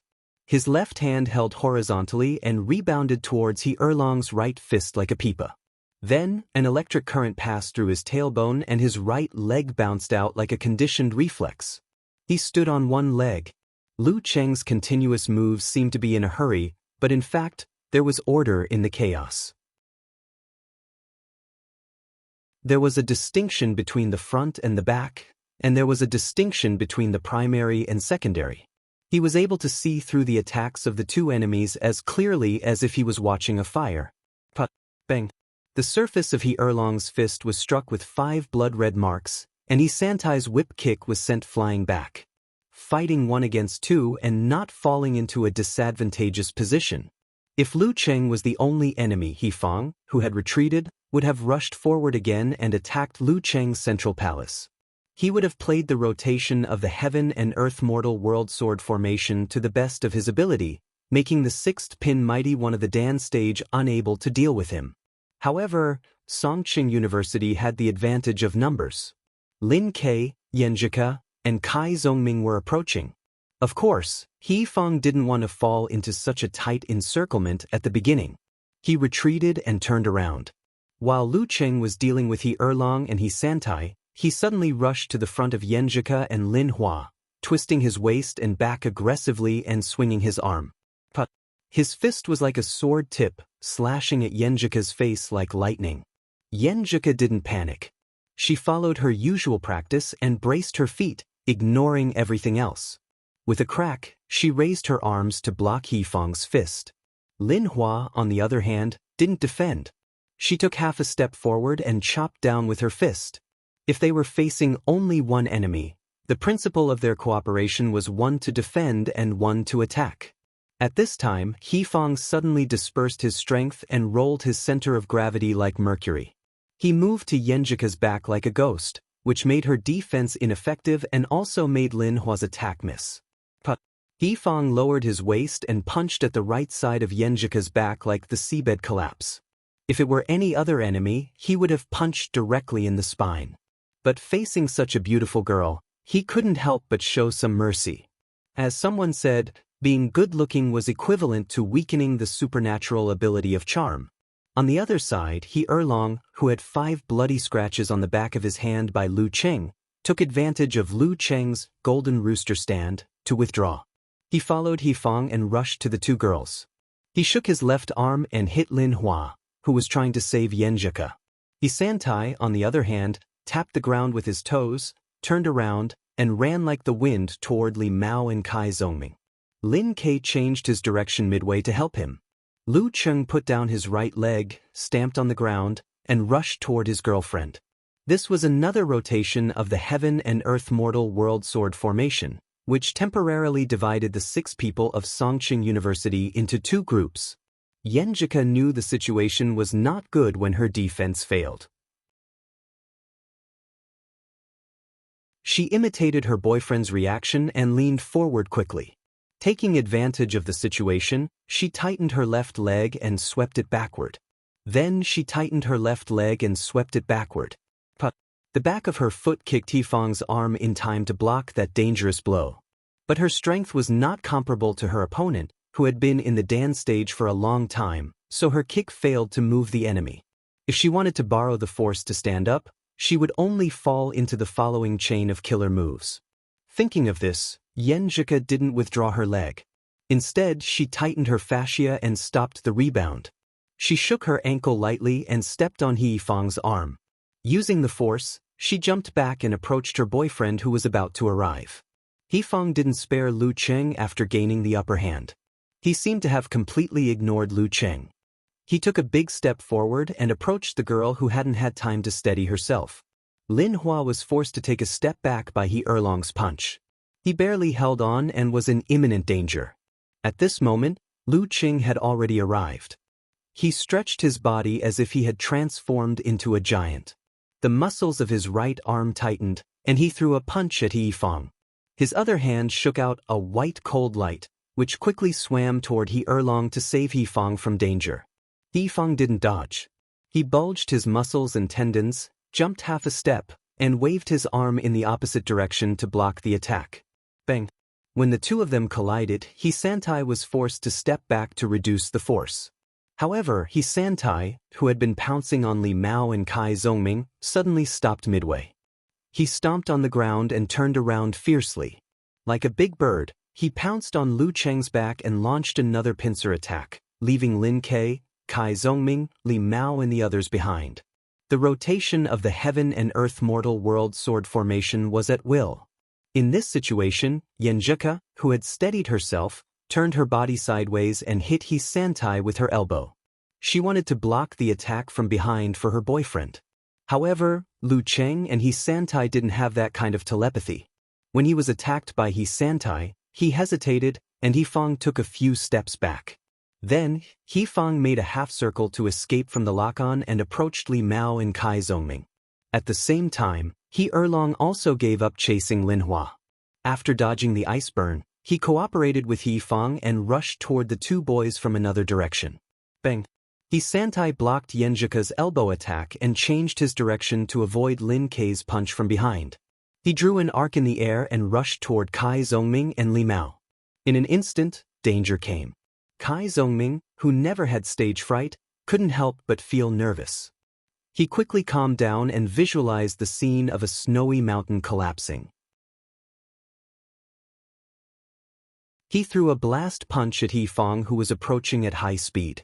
As for Li Mao, he used the brutal blizzard and used his leg as a whip. He straightened his leg and lashed out at He Erlong. Bang! Bang!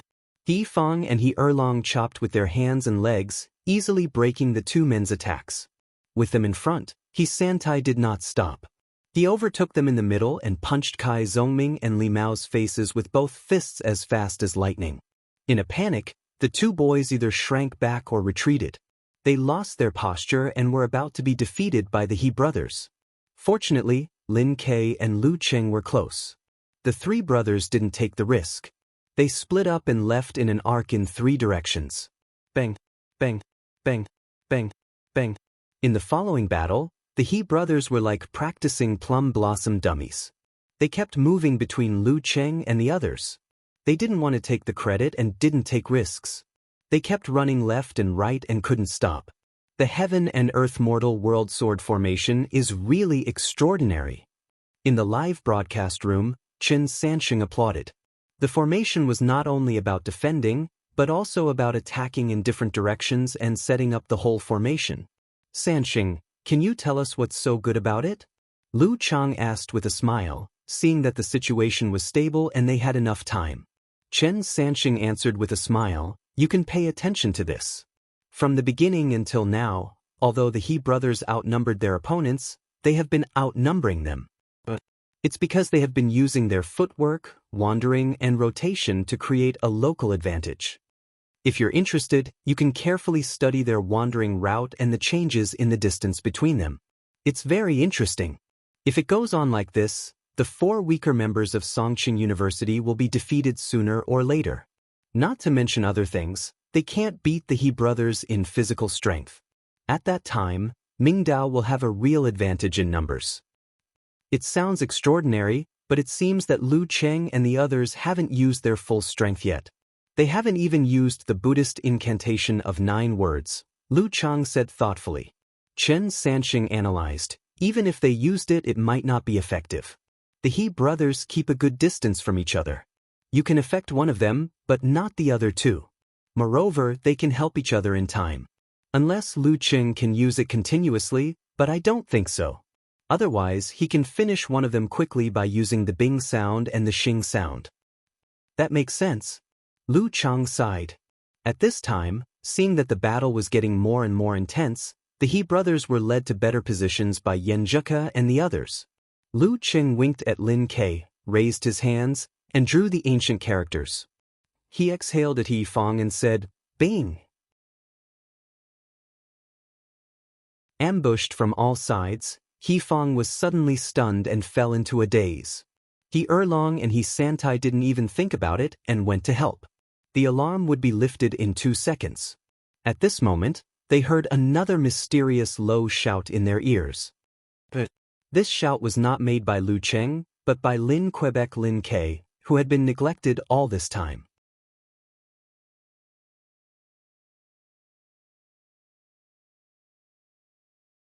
Chapter 374. Attainment. A deep voice with a mysterious rhythm reverberated in the arena, accompanied by a figure pouncing toward He Fong like a meteor. Lu Chang and Chen Sanxing, who were watching the live broadcast, were dumbfounded. He Erlong and He Santai were so shocked that they broke out in cold sweat. Lin Ke knows the attainment formula. He knows the attainment formula. Shouldn't only the disciples of the same sect know this secret skill at the same time? Thinking of this, He Erlong and He Santai's pupils shrank to the size of needles. Without thinking too much, they reacted instinctively. It was as if they had telepathy. Almost at the same time, they retracted their qi and blood, gathered their strength, spirit, and feeling alive at one point in their lower abdomens. Boom! Like a volcano erupting, the Dan stage gushing out. Their thighs swelled and the ground cracked. Like arrows piercing through the clouds, they shot toward He Fong. Faced with such an unexpected incident, they were no longer able to hide their strength and carry out the plan step by step. Their individual strength was already much weaker than the enemy's, and they were no longer able to carry out their plan step by step. The secret skill of the Heaven and Earth Mortal Sword formation, Cloud-Piercing Lightning Sword. This was a secret skill to increase the speed of the disciples who set up the formation. If their rhythm was disrupted by the enemy, they could help each other in time. Previously, the He brothers moved nimbly and orderly, always maintaining a certain change in the formation. Even if Lu Cheng and Lin Ke caught up with one of them, they would have to deal with the joint attack first. It was difficult for them to entangle with the enemy, so they could escape smoothly. Below the level of physical invulnerability, or below the level of inhuman stage with internal training of root pulp, martial artists who didn't practice Vajra invulnerability or martial arts like Yu Ji had to be careful when facing the joint attack of low-level enemies. If they were careless, they would be hit once or twice, which could hurt their muscles and bones and even cause serious internal injuries. At this stage, most of the martial artists had high attack power and low defense power. If they were able to hit someone 2 or 3 times, it would cause fatal damage. If they were hit by someone 2 or 3 times, it would also be the same. Of course, they could use force concentration to deflect the force and counterattack. They wouldn't be afraid of being hit unless it exceeded a certain level. However, the He brothers' sword techniques were all aimed at vital points. They had no choice but to defend and avoid, even if Lin Ke had the yin-yang twist.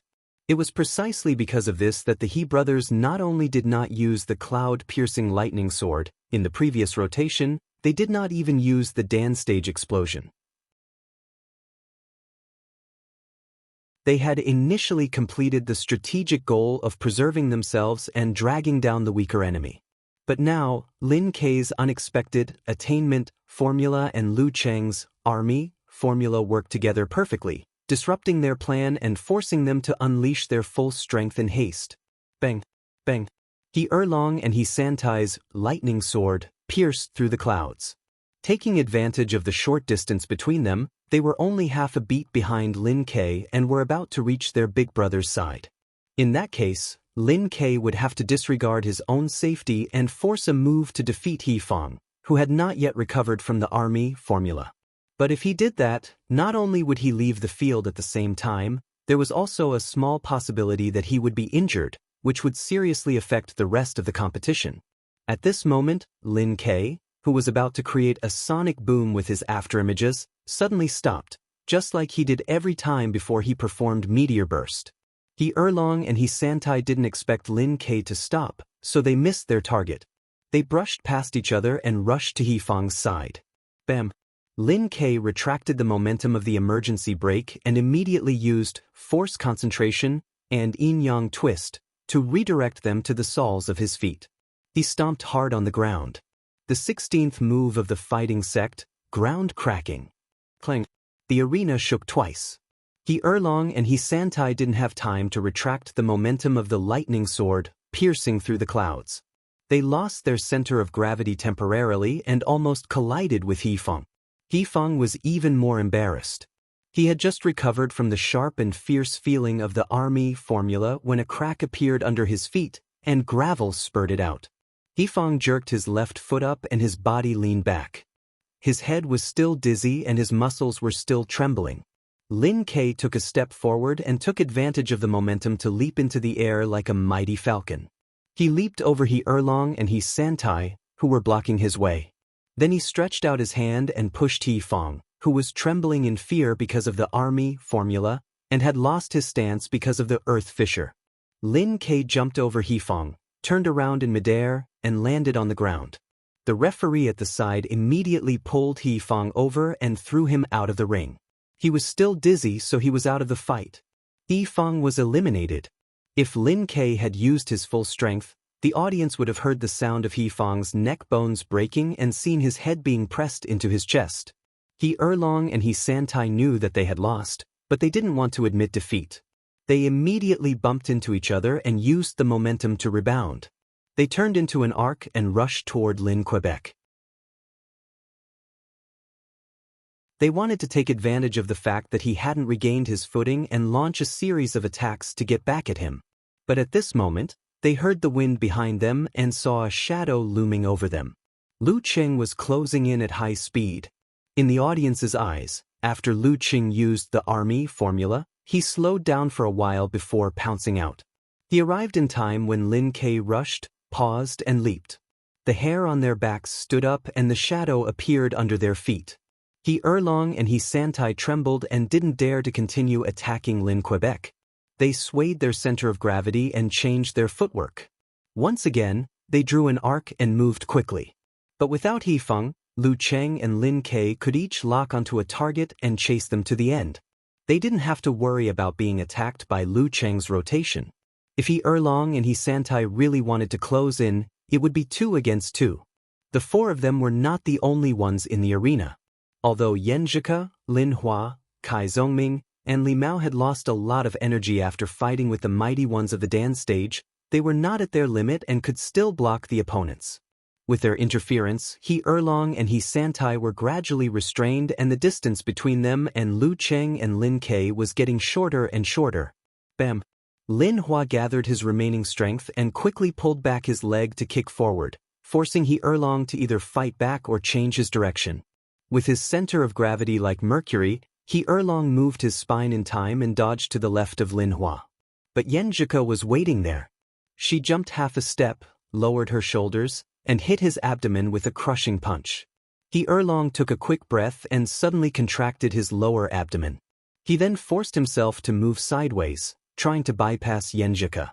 However, with this delay, Lu Cheng was able to catch up easily without using the attainment formula. Retracting and releasing his chi and blood force, he channeled the surging force of the Dan stage into his leg and kicked out with his right foot at an extremely fast speed. It was so fast it left after images. Unable to dodge, he Erlong lowered his center of gravity and used force concentration. His legs suddenly became thicker and fiercely kicked out. Bam! He Erlong was kicked to the side. He quickly retracted his chi and blood and stabilized himself with double explosion. Lu Cheng channeled the rebounding force into his own force concentration and completed the combination of brutal blizzard and Dan stage explosion. Bam! His fist struck out again with a heart-wrenching punch, colliding with He Erlong's arm that was raised in time. He Erlong retreated several steps before he could stabilize himself. Lu Cheng was calm and collected. He retracted his chi and strength and prepared for another explosion. He fiercely pounced on his opponent who had lost his stance. His right hand reached out like lightning and grabbed his opponent's shoulder. Lu Cheng gathered his chi and blood, force, and spirit again. His body expanded, and he quickly turned his waist and back. He lifted He Erlong up, stretched his arms, and directly threw him out. Bam! He Erlong's feet landed on the ground and he stood stupidly on the ground outside the arena. At the stage where he couldn't dodge, Lu Cheng's combination of multiple explosions and brutal blizzard could make any 7th pin and 8th pin Dan stage expert doubt their life. On the other side, Li Mao used the momentum of the mighty mega avalanche and whipped He Santai, forcing him to change his direction at the last moment. Kai Zhongming was within reach of him. Little Ming slightly arched his back and extended his right arm to block. His left fist quickly and fiercely hit He Santai's dantian with the sound of wind. At such a close distance, He Santai couldn't dodge at all. He could only use the strength in his shoulder to lift his arm and cover his lower abdomen with his palm. Just as Kai Zhongming hit him, he felt his opponent's chi, blood, spirit, and force shrink at the same time, as if he had hit nothing. Just as He Santai completed his force concentration, he heard a loud bang behind him. It was as if a bomb had been detonated in the depths of the arena beneath his feet. The arena shook violently. Lin Kei had arrived and used the ground fissure of the fighting sect. Bam! He released his chi and strength and subconsciously applied force to the bottom of his feet. He resisted the ground's fissure and the spurting of broken bricks to maintain his balance. Bam! Li Mao caught up, leaned sideways and hit He Santai's spine with his elbow. Kai Zhongming opened his 5 fingers and turned his fist into a palm. Using the second force of his joints and fascia, he suddenly bounced up and pressed down on He Santai's clothes. There was a wolf in front and a tiger behind. Moreover, Kai Zhongming's attack couldn't be neutralized by force concentration. He Santai could only sigh. Seeing his opponent being held down by the referee, he heard a voice that drowned out the sound of the trumpets. The final result is that Songqing University Martial Arts Club wins. In the special competition format, there was more than one referee. The final result is that Songqing University Martial Arts Club wins. Along with the referee's announcement, the surrounding audience cheered. The final result is that Songqing University Martial Arts Club wins. In the live broadcast room, the host Lu Chang and guest Chen Sanqing, who were speechless after Lin Kei used the attainment formula, finally came back to their senses. Wonderful! I didn't expect Lin Kei to know the attainment formula. Lu Chang exclaimed. Yeah, who would have thought? Chen Sanqing's tone was complicated. Lu Chang thought for a while and asked in confusion, since Lin Kei knows the attainment formula, why didn't he and Lu Cheng cooperate like this before? It's a matter of distance. The distance between the He brothers was better, so they weren't affected by the army formula at the same time. It was also more convenient for rescue. Even if Lin Kei used the attainment formula, he might not be able to catch them for 2 or 3 seconds when they were affected by the army formula, let alone make them make mistakes. Chen Sanxing explained in detail. No, I mean the earliest. Lu Chang quickly corrected himself. The earliest? Wasn't Lu Cheng attacked by the He brothers in turn at the beginning? Even if Lin Ke used the attainment formula, he wouldn't be able to catch their tail. Chen Sanxing analyzed the situation at the beginning of the battle. What's more, the He brothers all withdrew as soon as they made a move. Even if Lin Ke used the attainment formula, he wouldn't be able to catch their tail. Lu Chang shook his head and corrected him again. No, I mean at the very beginning when Lu Qing used the burning of ice and fire to stop the three He brothers. At that time, all he had to do was to use the army formula to control He Santai, who was at the rear. Not only would He Erlong and He Fang be slowed down by inertia, but they would also be affected because of the short distance. Then Lin Ke would use the attainment formula to get rid of He Santai and repeat what happened just now. In other words, if Songqing University had done that, the battle would have been over in less than 10 seconds. Chen Sanxing was stunned. He tried hard to think of what had prevented Songqing University from doing that, but after a long time, he couldn't find any problems. He could only say with a bitter smile, "Who knows what they were thinking?" You're tuning in to the Passion Pages YouTube channel. We're so grateful for your support, and don't forget to subscribe to join us on this incredible journey through captivating stories. Your generosity through donations truly makes a world of difference, as it's the primary source of revenue that allows me to expand and enhance this channel for you. Thank you from the bottom of my heart for being a part of this adventure.